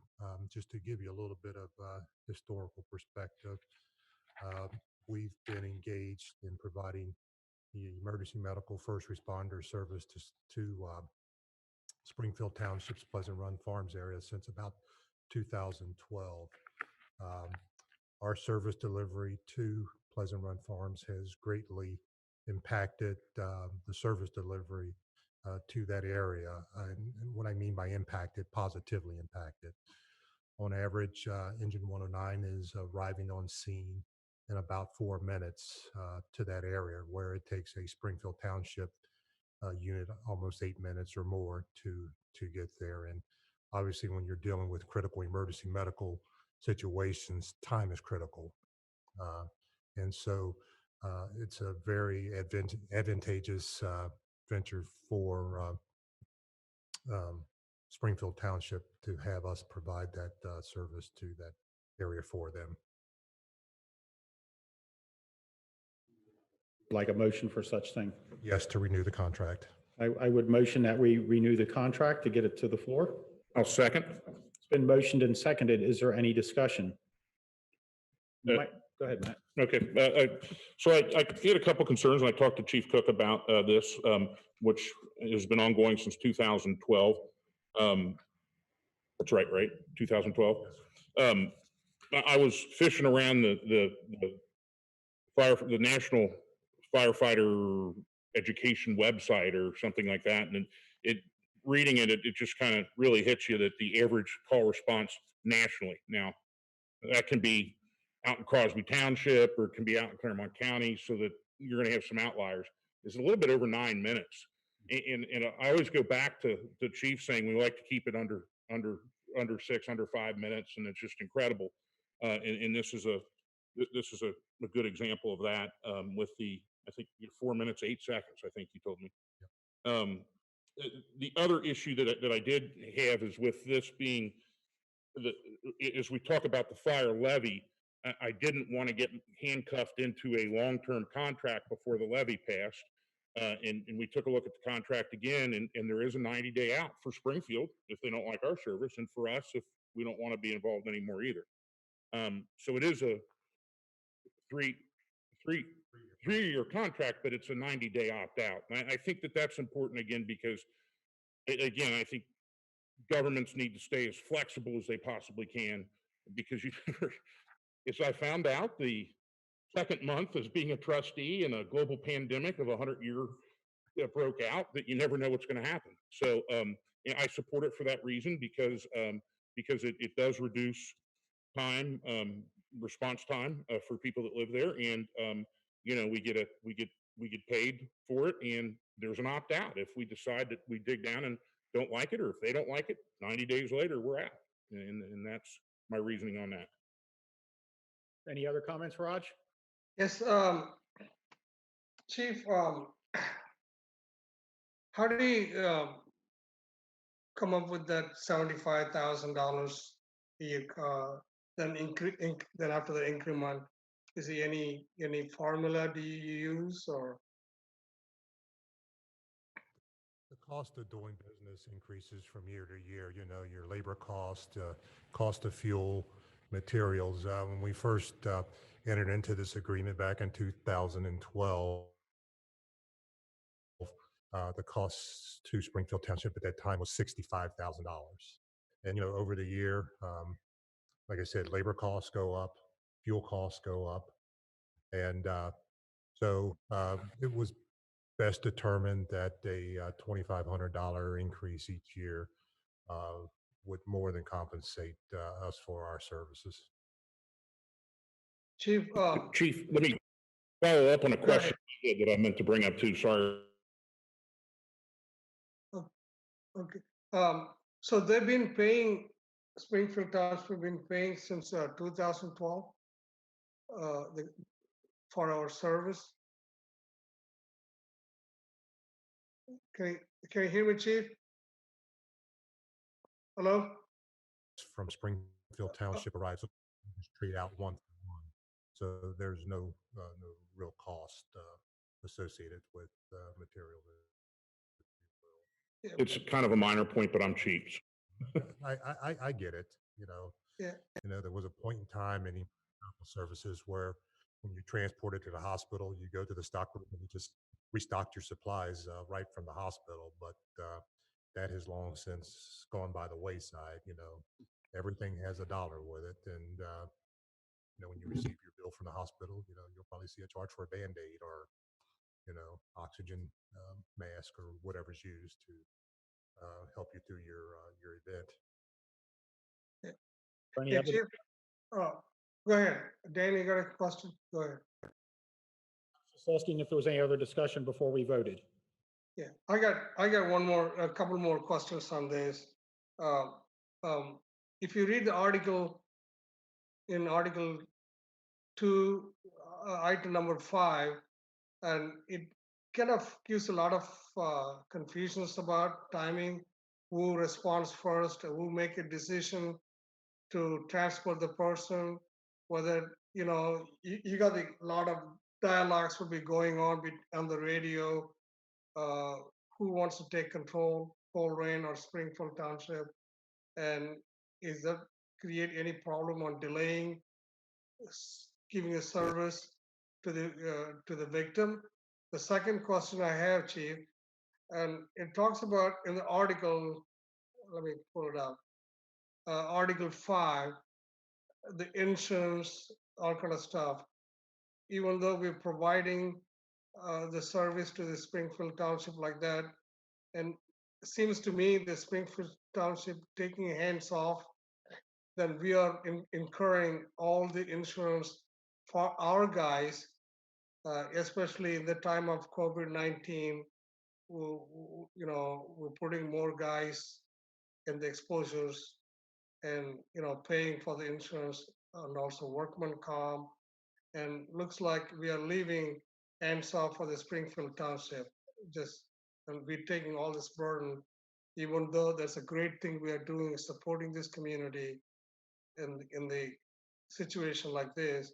But on the other hand, we also incurring a lot of extra costs for our township. What's the thoughts on that, Chief?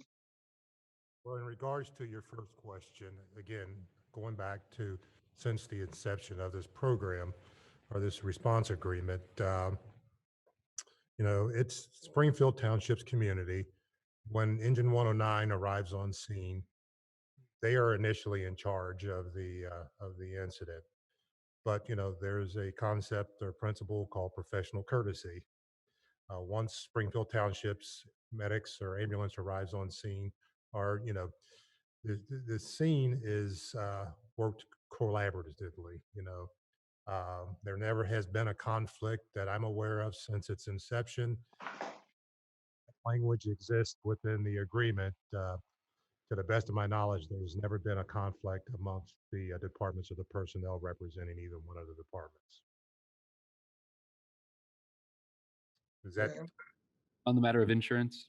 Yeah, and so? As far as the insurance is concerned, quite frankly, it's in writing, but it's no different than if we are to go mutual aid to another community.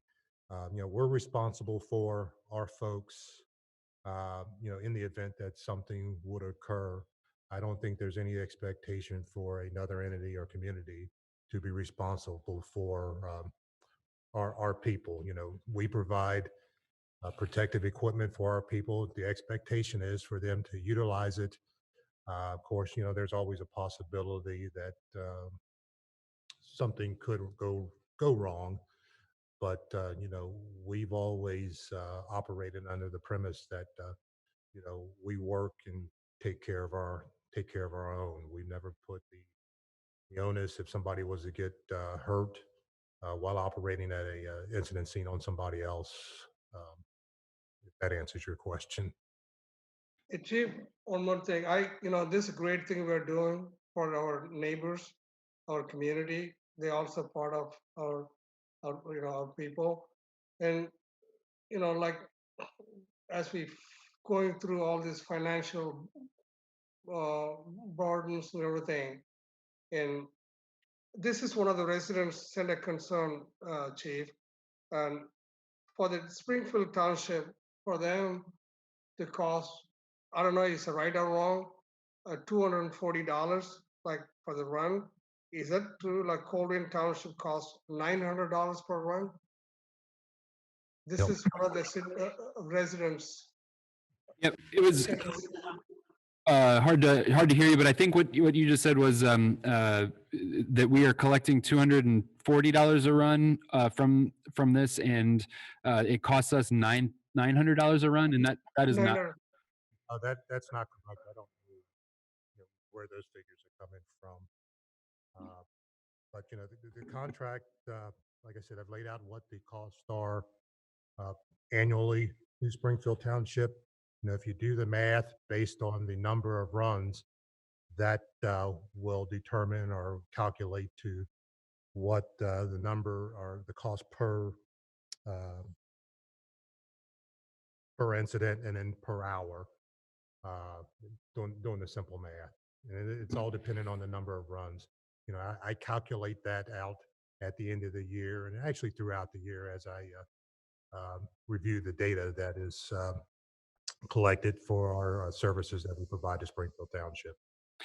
Mr. Rajagopal, that if I may jump in here real quick, that number is often trotted out, and it's incorrect in the way that it's calculated. So oftentimes I hear folks take the number of runs and divide it by the total budget of the fire department, and to get a number that is hugely inflated, right?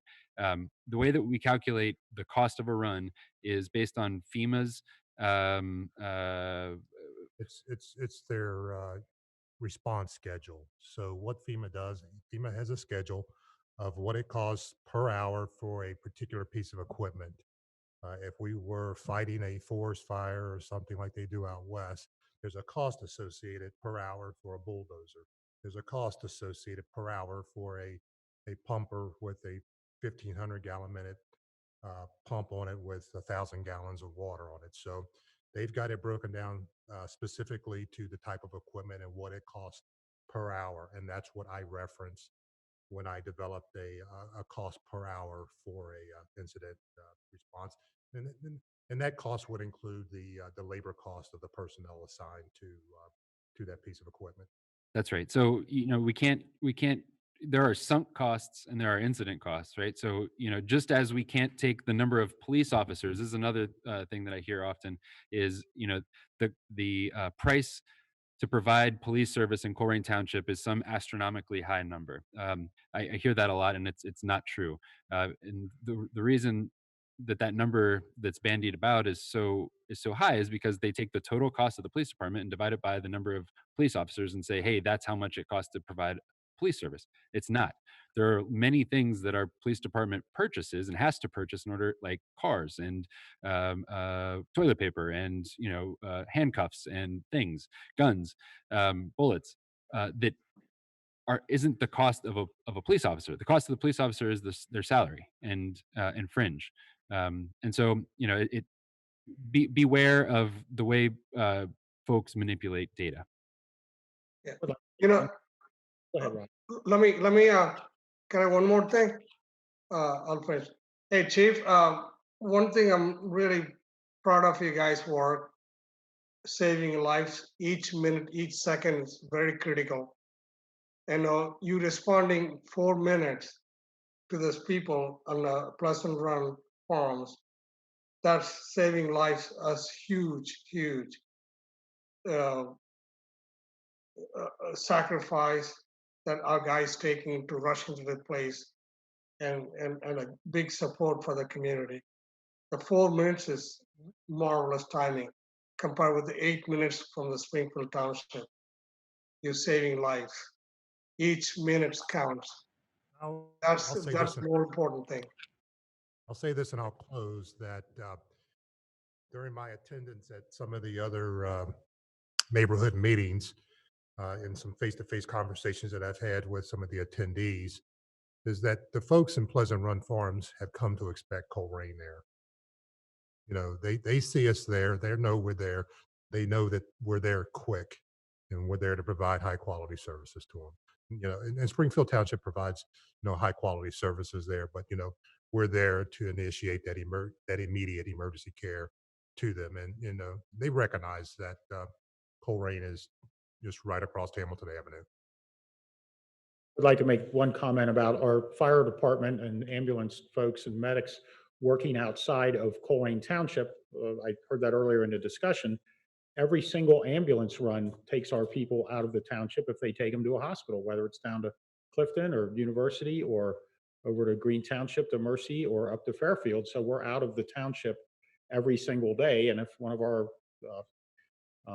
paramedics gets hurt unloading a patient at Mercy Fairfield, well, they were outside of the township when they got hurt, but our workman's comp and all that covers them no matter what. So specific to our ambulance service, we're out of the township on almost every run where we take somebody to a hospital. So is there any other discussion or should? Yeah, just a quick question. This is for probably Mr. Mills. So do you have a copy of this FEMA chart that over years?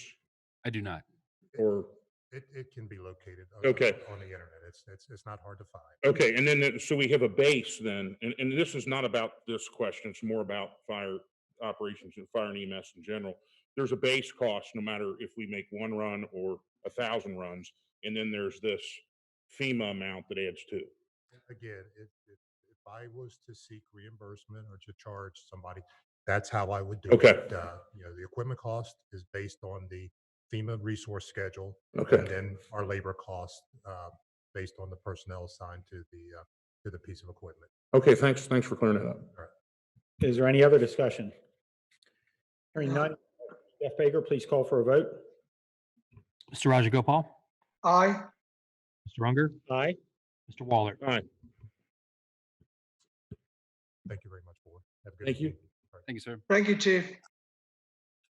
Thank you, board. The next item, the next two items are from the police department, and they will be presented by Police Chief. Martin. Good evening again, board. I have two items. Both are noise permit applications. The first is recommend issuance of a noise permit to Southland Baptist Church for May 23rd, 2020 from noon to 7 p.m. This is an event that's going to be held at Colerain High School, 8801 Cheviot Road. And this is the church's first request for a noise permit. They're hosting a concert on the school property in conjunction with the school, and they just want to make sure they're covered if they should violate the noise resolution. Chief? Chief? Yes. So all social distancing rules would apply on this, right? Yes. They're actually going to have an officer there. They're paying for a detail officer, and they will take care of that. Okay, I'll make a motion to accept, to pass the resolution. Or the ordinance, or to allow the Noise permit application. noise permit application. Thank you. I will second it. It's been motioned and seconded. Is there any discussion? None. Hearing none. Jeff Baker, please call for a vote. Mr. Rajagopal, Aye. Mr. Unger, Aye. Mr. Waller. The second is kind of a different one. We've done individual noise permits in the past. This is the first blanket permit that's being requested. This was an amendment to the noise resolution we made several months ago to allow for a blanket permit from May to September to allow businesses to, instead of having one every week, but to have a blanket period of time, very specifically detailed with time, so we could give them that permit. This is recommending issuance of a blanket permit for McDog's Lakeside Tavern, 3611 Beavis Lane, for the period of May 13th, 2020 through September 12th, 2020 for their Saturday evening concert series. The times of the event are 3 p.m. to 7 p.m. And this is the first request for a blanket permit from McDog's. Why this is better is because before there was no time limit. They would sometimes go later in the night. That caused some issues for the neighbors. This gives us a very specific period of time for that permit to be valid. And then when we go back, it kind of takes the argument away whether or not they're in violation. They've got a permit, and it allows them to do that legally. Their request meets our requirements of the noise resolution. I would motion that we approve that noise permit application. Second. It's been motioned and seconded. Is there any discussion? I would like to, just to clarify, that they would cut off at 7 in the evening, which is pretty early. Is that correct? Correct. Yes, that is correct. Okay, is there any other discussion? Mr. Unger, I just want to point out that this does not supersede, the Ohio Department of Health's stay-at-home order or anything like that. This doesn't give them the ability to have a mass gathering. That we're just dealing with the noise ordinance right now. So they couldn't have a concert, say, tomorrow because nobody would be able to be there. So Of course, that's understood, and that would go with any other noise permit resolution. Yes. We're still abiding by the governor's guidelines. Is there other discussion?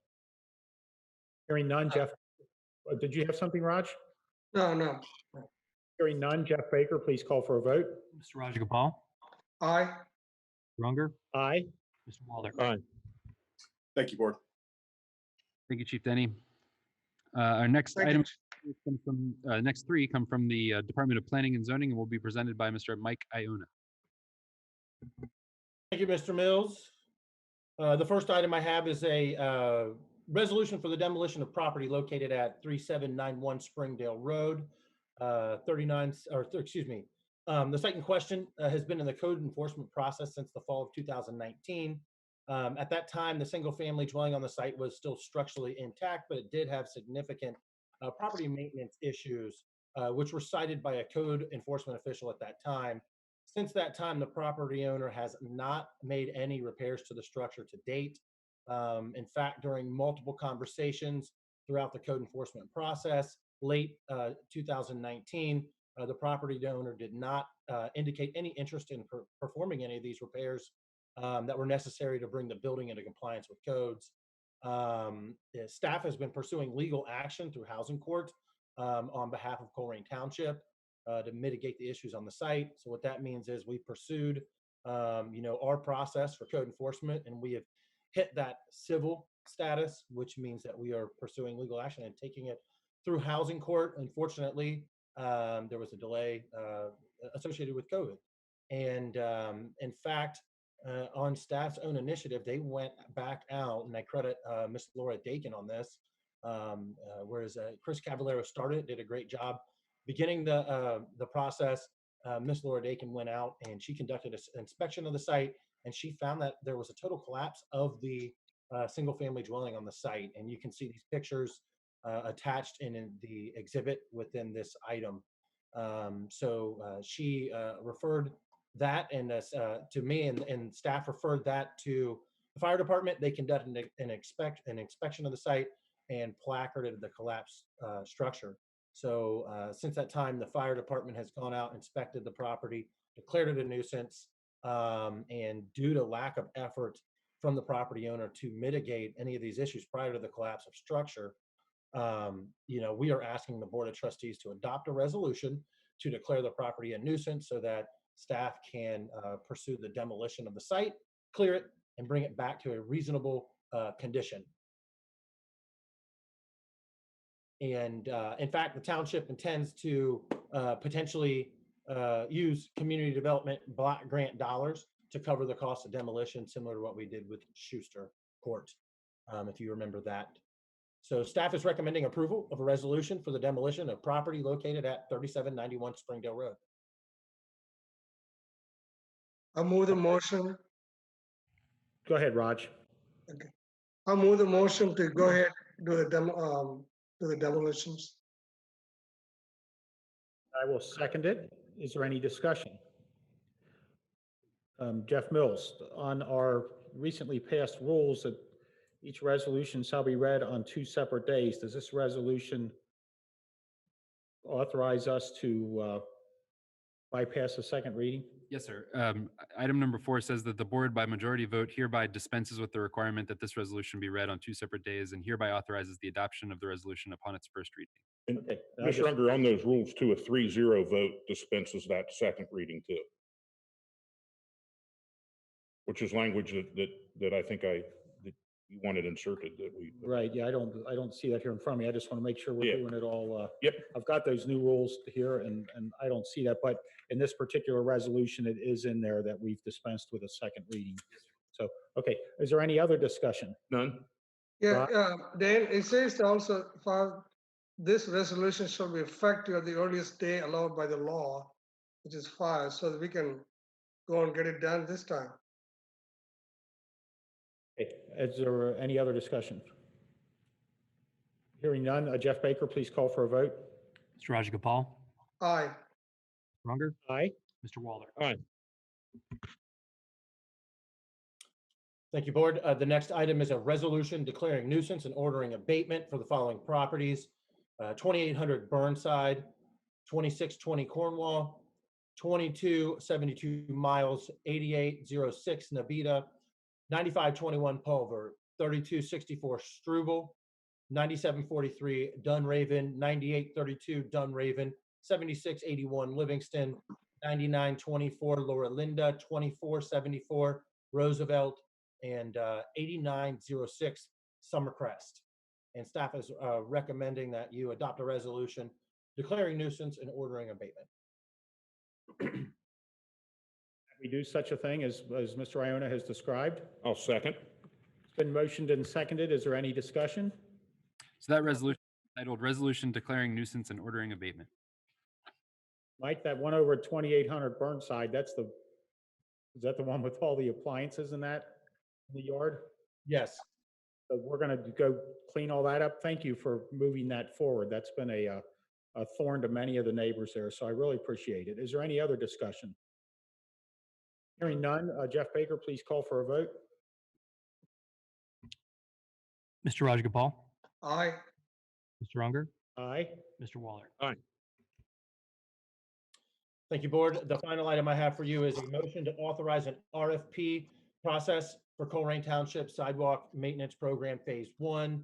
The sidewalk maintenance program is a revolving sidewalk repair fund that staff is using a community block development grant fund dollars as seed money to start this. Basically, what we are doing is about a year and a half ago, staff conducted an inspection of sidewalks within a couple different areas located in the township. These areas were selected because they were located close to township assets. After the inspection was completed, staff put these into the program. And basically what happens is all property owners within Colerain Township are required to maintain the sidewalk that is located within the right-of-way along the frontage of their property. So all of these properties that we inspected were found to be in violation, and those property owners are required to make these repairs.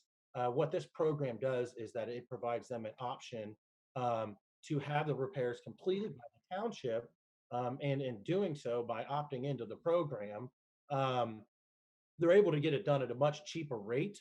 Obviously by the economies of scale of a project where you're doing not just one property, but many properties. And what we do is we assess the cost of that, not as a one-time payment, but over multiple years onto the property taxes. There is an opt-out clause within this program, and property owners are allowed to go ahead and conduct the repairs themselves. Those property owners are required to get a permit through the Public Works Department, and we go out and verify that they did the work, but that is certainly okay.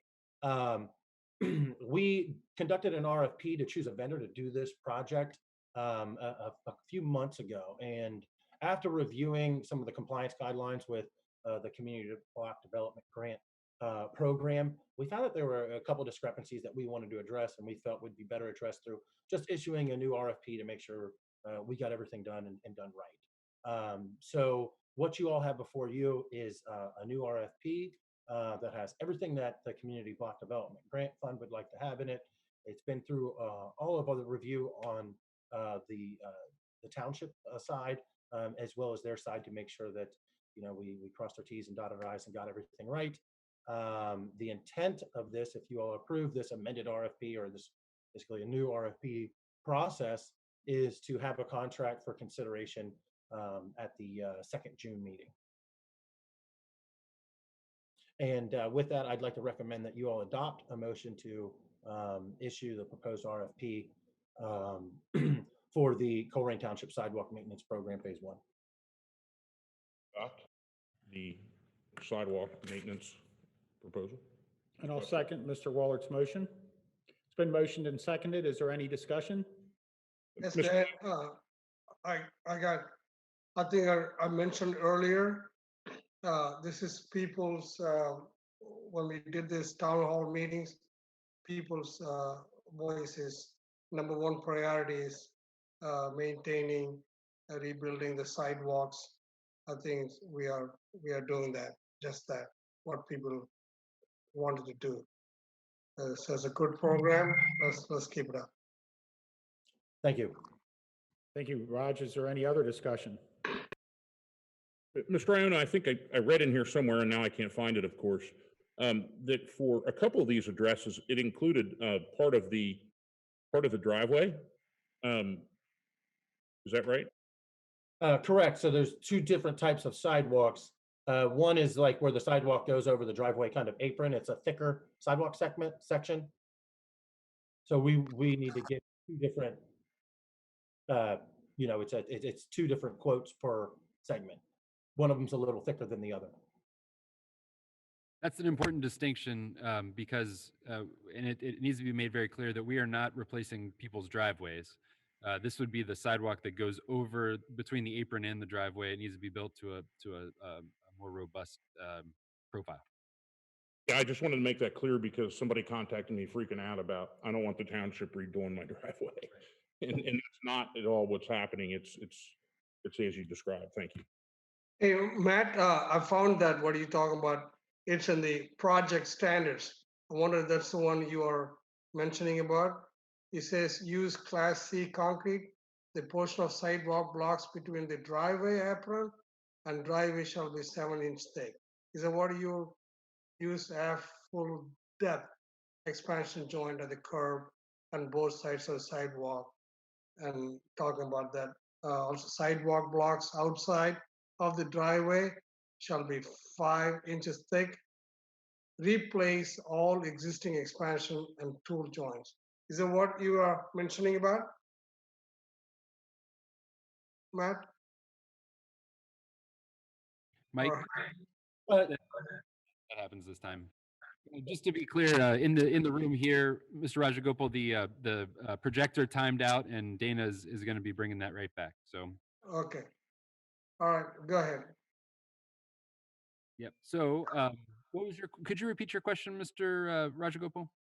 This is what Matt talks about the driveway, and it says in the project standards, is what he's talking about the use Class C concrete. The portion of the sidewalk blocks between the driveway apron and driveway shall be 7 inches thick. It talks about out full depth. Then it talks about the last line, replace all existing expansion and tool joints.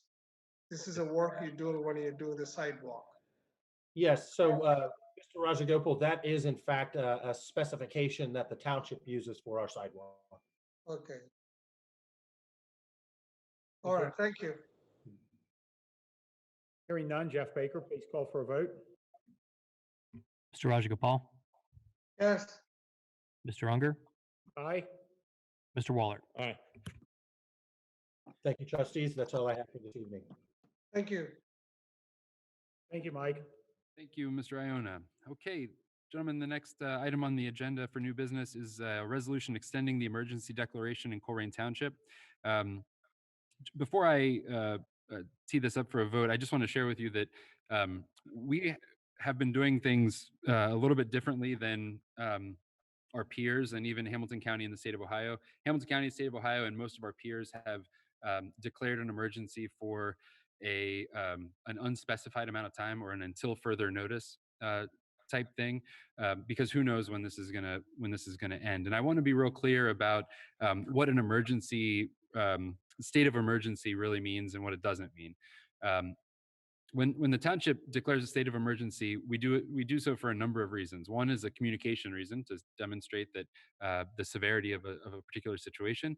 But another very important reason why we do this is to make funds, federal and state funds, available to the township in case we are eligible for reimbursement. So, the state of Ohio, Hamilton County, and frankly, maybe even the Colerain Township may have a state of emergency extend for many months into the future, and the reason for that is so that we can collect and be reimbursed for certain costs. So that's a very important piece to this. So whereas the resolution that's in front of you tonight extends the emergency declaration to May 29th, which is the Friday following your next board meeting. Maybe at the next meeting, we'll bring an extension that is sort of until further notice, if that pleases the board.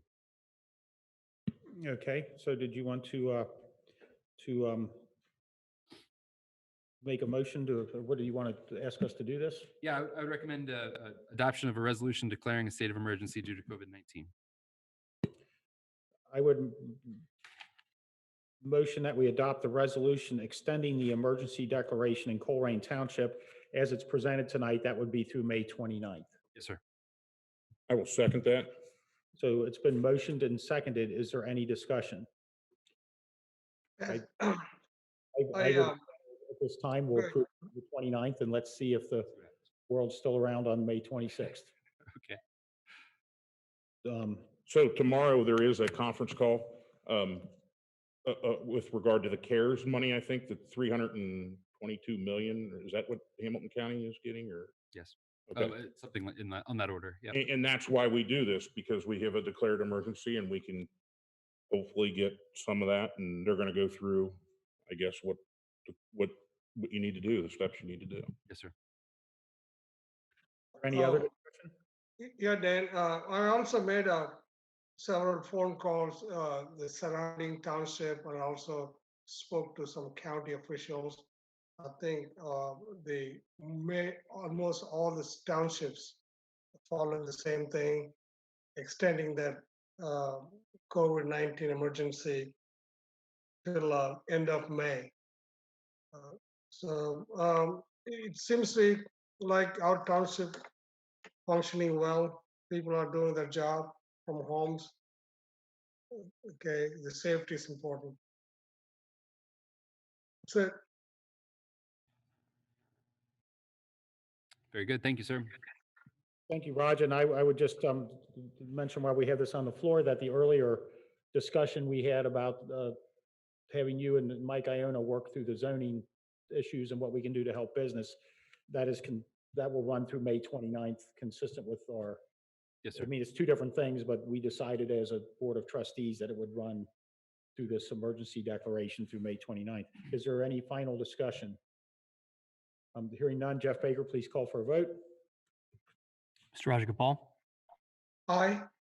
Monk, Aye. Mr. Waller. Aye. Very good. Thank you, board. The final item of new business this evening is a resolution of necessity for levying a tax exceeding 10 mil limitation for the fire department of the township. At the previous two meetings, we heard the needs assessment from Chief Cook in the fire department as to our capital needs into the future, specifically for the next 5 years, and our personnel needs to continue to provide the same level of service. We heard from Mr. Weckbach as he presented a series of options for the board to consider. And even the four options that he presented had a huge amount of gray area in it. We were really trying to give you all as many options as possible for determining how best to move forward with the fire department and funding the fire department and what level of service we want to provide to our residents. So in order to keep all of our options open, and if the board chooses to go the route of a property tax levy this fall, we need to certify a millage. We need to request from the auditor that he certify millage. And so as we work backwards from November, the date is fast approaching to get this resolution to the Hamilton County Auditor, Dusty Rhodes. So you'll notice in the resolution here that the millage and the amount were left blank, and that was very purposeful. We would like for you to fill that in. So we're seeking your guidance on what level of service you would like for us to provide in the Department of Fire and EMS, and how much we are willing to pay to provide that service. Do we need to do that before we bring it to the floor for a vote, or how would we proceed with that?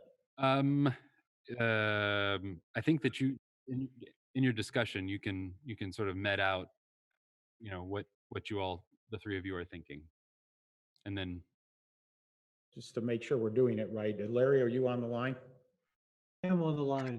And yes, you need to come up with a millage amount before you vote on the resolution. It should be inserted, because when it goes to the auditor, he's going to come back and tell you how much that millage will, how much it will produce in revenue. And then you can make a decision later whether to pass the levy. But I think that you really can't vote on the resolution until there's a number in there for the amount you're requesting. Right, and Jeff Weckbach had made a couple different millage recommendations. Have we done a calculation on what the cost of those would be, or can we send more than one number there to get the official cost? you can send more than one number. That's my understanding, is that is a possibility. We do have our estimate of what each mill would produce, and that's what all of those scenarios were based on. So we have what we think is a pretty good idea, but the auditor does need to certify that, it can't just be, our good idea. They have to actually certify that millage and the amount of revenue it'll produce. Right, and what the cost to a homeowner would be also, and obviously, we've talked about this for a long time, and here we are facing a situation where, 30% of the population is unemployed, and we really have to, consider the needs of the fire department, with the ability of people to actually pay this. And every time things change by $1, a couple more people can afford it or can't. There is a median number in there. And Jeff Weckbach's recommendations, there was a couple different millages. Do you have those Well, available? the tool that was published online really ranged, and so it allowed you to say, yes, I would like to rebuild 26s. No, I don't want to rebuild 102s. Yes, I like the staffing proposal. No, I want to do something else. Right. So it would range from from 0 to I believe that it topped out at 6 point something. 6.2. Yeah. 0.2. Hey, Dan, can I make comments now, or you want to do it during the discussions? Larry, we can discuss this before we bring it to before we motion for it. Okay. Well, I think in this case, you probably should, because we're doing this, in a little bit of a different way from how we handle most of these. I think you should come up with a millage number before you vote on it. And I don't think that has to be done by a separate vote, but maybe by consensus. And then you can vote on the resolution. And I think you should send one millage to the auditor, because I think you can calculate, if you send one to him, say it's 3% or whatever it is you decide on, you can calculate how much that will produce if you change the millage down the road. I mean, it's easy. It's just an arithmetic calculation.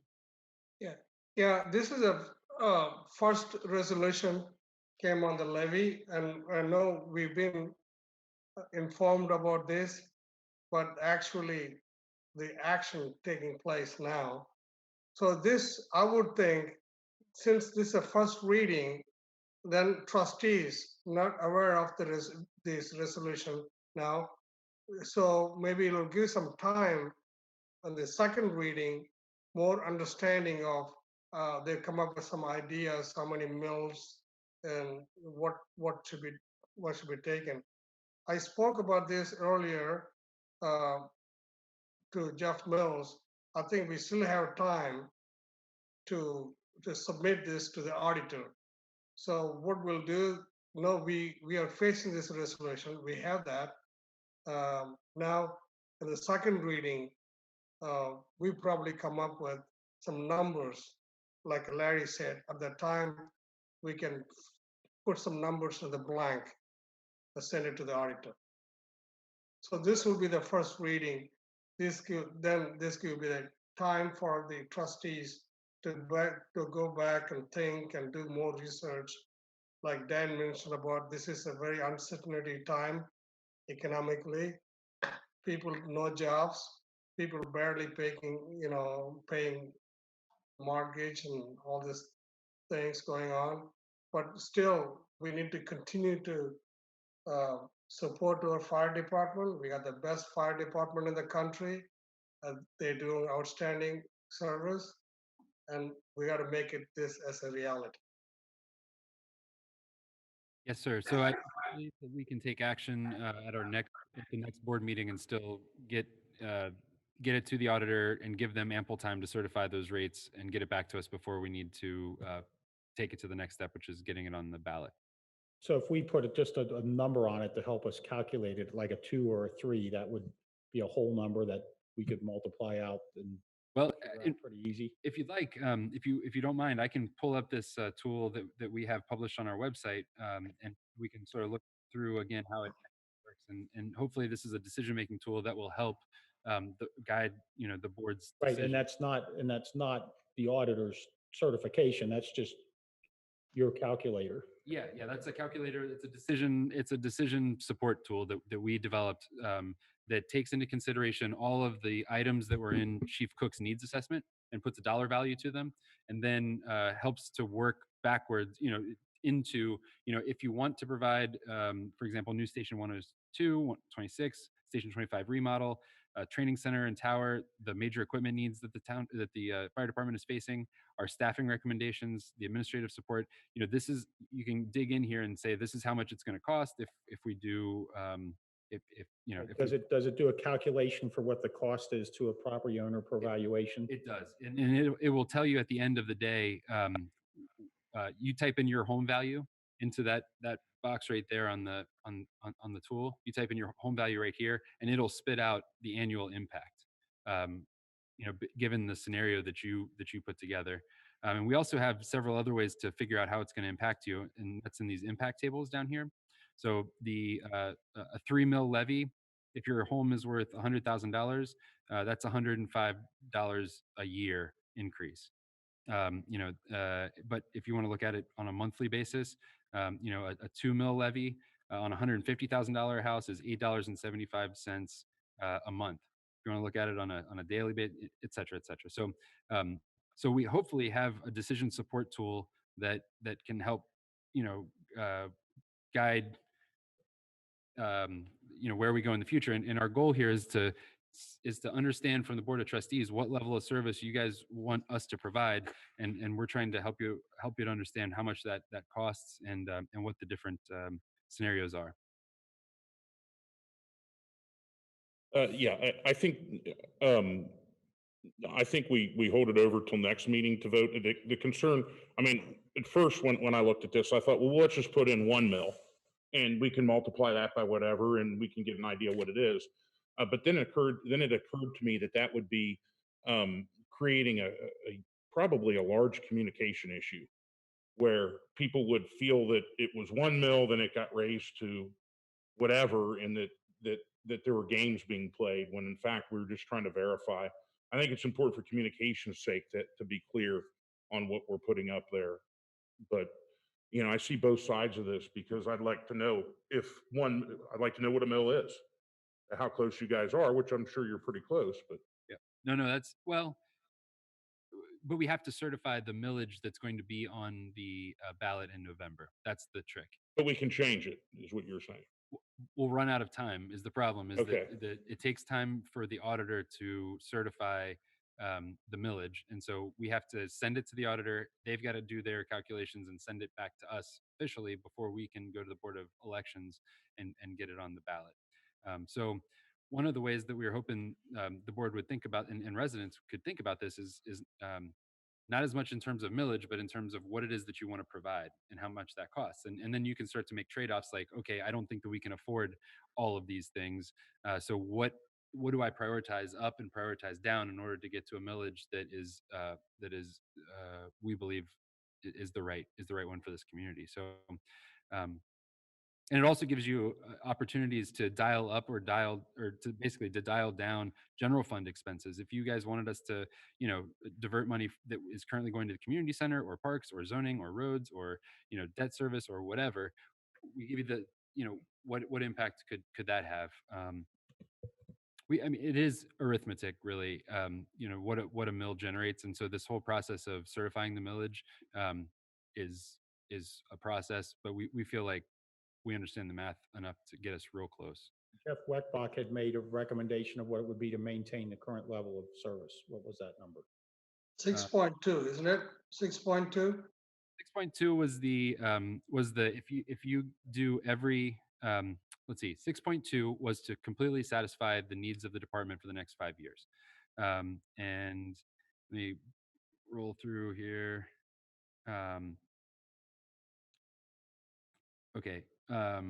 Maintaining current services with a levy. So that means we don't do any additional capital. So none of the water trucks, none of the new fire apparatus, no new personnel. And that means no, anything.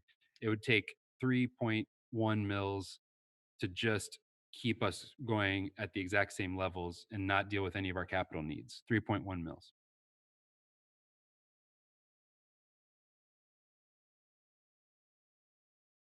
Hey, Jeff, when is the last date to submit to the auditor to be certified? Do you have any idea when's the last date? It's not clear because it's not clear how long it's going to take them to certify. So there is a date. No. What I'm asking, what is last date to submit to the auditor? Right. That's not clear because we don't know exactly how long it's going to take them to certify it and get it back to us.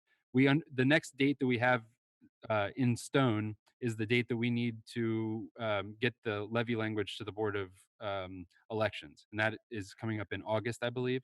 So, you know, if we, if we give the auditors 6 weeks to certify the millage, I don't know what their staffing levels are right now. I don't know what their operation is. We believe that by the end of this month, we need to be sending that millage certification to the auditor. The valuation that you're showing on the screen right now of $1,158,000,000, based on everything that's going on economically, I realize it's a tough shot, but is that going to go up or down? I believe that that number over time will likely go down, but the important thing to remember is that this fire levy will be dealing with outside millage, and outside millage locks in at the rate, at the valuation when the levy is passed. Inside millage will fluctuate up and down, but there is no more inside millage. So just like a mill in 1990 from a 1990 levy is not the same as does not generate the same amount of money as a mill in 2021 because it's locked in there. So while the valuation may change and may change for the worse, frankly, that will not affect this fire levy and the amount that it generates. Because it's compelled to generate $3,607,000 at that rate. Yes, sir. And if the total across the board valuation goes down, that millage ratchets up a little bit. If the total valuation goes up, that millage ratchets down a little bit. So it'll never collect more than that The effective millage, right? 3.607. Well, to be decisive, as one of the three of us, I would say I would just like to see if your numbers are in tune with what the auditor thinks. And I'd be fine with that number. I mean, it's just really tough out right now. And if you put something on too big, it's going to go down and you'll have nothing. Yes, sir. And I realize that you need the decision here, so that's fine. I'm decisive. So what we do, we wait for a second reading. Let trustees come up with their own thought, then we'll discuss with a discussing time. So I will suggest have it in the second reading. So it sounds like your recommendation, Mr. Rajagopal, is to table this item to the May 26th Board of Trustees meeting? Correct. Did you want to make that motion? I'll make a motion to table this to the 26th meeting. The second resolution will be read. Second time, I mean. Yeah, I'll second. The motion to table has been motioned and seconded. Is there any discussion? I have a couple questions there for Mr. Mills so does this time delay impact your timeline at all with this? I don't believe so, because what we were trying to do was, I don't ever want to put you in a position where you like have to make a decision immediately. So Sure. we did give you this wiggle room to get to the 26th, and frankly, I don't know. Maybe we could go into June, but you're starting to get into a danger zone given the number of people. I don't know. Like I said, I don't know what the auditor's work situation and operations are like right now, and so we're planning on giving them about 6 weeks to certify the millage. So you can. I don't think that moving it to May 26th is going to affect our ability to get it on the ballot in November. I can make a phone call to Dusty tomorrow. So what do you think? Well, and sending down What Yeah. time? minimum recommendation, all that would do would be to say, yeah, we think it's $109. It's actually $103.08. It would just certify that. Yes, sir. And it wouldn't, we could come back at the next meeting and say, no, it's got to be 2 mills, or it's got to be 4, or it's got to be something else. I'm just looking to get an answer to move the process along so people can begin to plan. That was I asked that, and I thought that, I guess I got confused because I thought the response was, no, that wouldn't leave enough time. Because I said, what if you just put 1 mill on there to see what 1 mill equaled in terms of, in the response I thought, maybe I misunderstood, that would corrupt the timeline because it takes them so long to get it back. Well, it depends on how long it takes them to get it back, right? So and remember, I'm I'm saying that I do not know how long it takes for the auditor to certify this millage. So if in fact it takes 4 weeks, 6 weeks to certify the millage, by the time we got the 1 mil certified, then we would then have to come back and have a conversation about, is that the right amount? Is it a different amount? If we had to recertify it, there would not be enough time. So, the millage, we want to send the millage to the auditor that's the amount that we want to have on the ballot. Well, right now, there's a motion by Raj and second by Matt to table this. So are we prepared? Table to the next meeting. So we still got, I strongly think is we still got time to make a good recommendation. And we still got time for submit to the auditor and time for to be certified by the auditor. We still got time. Yes, sir. So that with that motion by Raj and second by Matt to table, my only comment would be, I don't think there's any harm in finding out what I want to find out, but is there any other discussion on tabling? Hearing none, Jeff Baker, please call on a vote to table the motion. Mr. Rajagopal, Aye. Runger, No. Mr. Waller. A motion to table carries 2-1. Next item. Very good. Thank you. We have no old business this evening, and there's only one item on the consent agenda, and that is a motion to authorize the hiring of a seasonal fire hydrant maintenance worker in the Department of Fire and EMS. We recommend and request the authorization to hire Shane McNally as the seasonal fire hydrant maintenance worker. It was posted, the position was posted, applications were received, and an interview was conducted. A conditional offer of employment was extended to Shane McNally. Mr. McNally did serve in this position last year in 2019. The wage for the job is $11 an hour for no more than 30 hours per week throughout the season. It is contingent upon board approval, but if the board does approve, he would begin work on May 17th, 2020. It is a temporary seasonal position. With that, we recommend the approval of all consent agenda items. I would motion that we approve the consent agenda items. I'll second Mr. Unger. Been motioned and seconded. Is there any discussion? None? None. Hearing none, Jeff Baker, please call for a vote. Mr. Rajagopal, Aye. Runger, Aye. Mr. Waller. Thank you. The next item is fiscal office report. Jeff Baker. Thank you, board. I just wanted to give a quick update on our meeting that we had with the state auditor's office last week. Mr. Solomon and myself spoke with representatives from the auditor's office regarding the issues that we're having with the amount of public records requests and some of the detail in those public records requests. They assured us that they understand in Columbus that what issues that we're having in Colerain, and they are looking into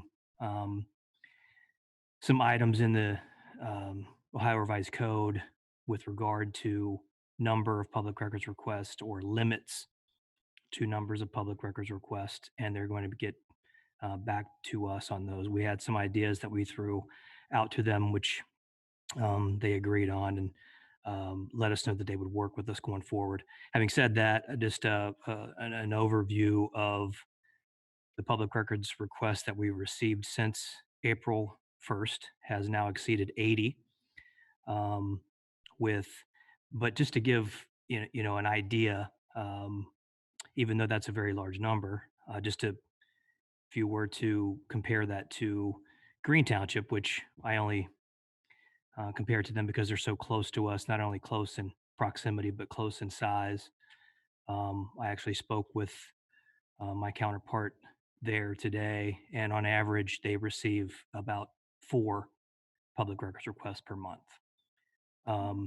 So having said that, knowing that we've exceeded 80 just since April 1st, just keep in mind that 66 of those public records requests are from 3 individuals, with 32 of those 66 coming from 1 individual.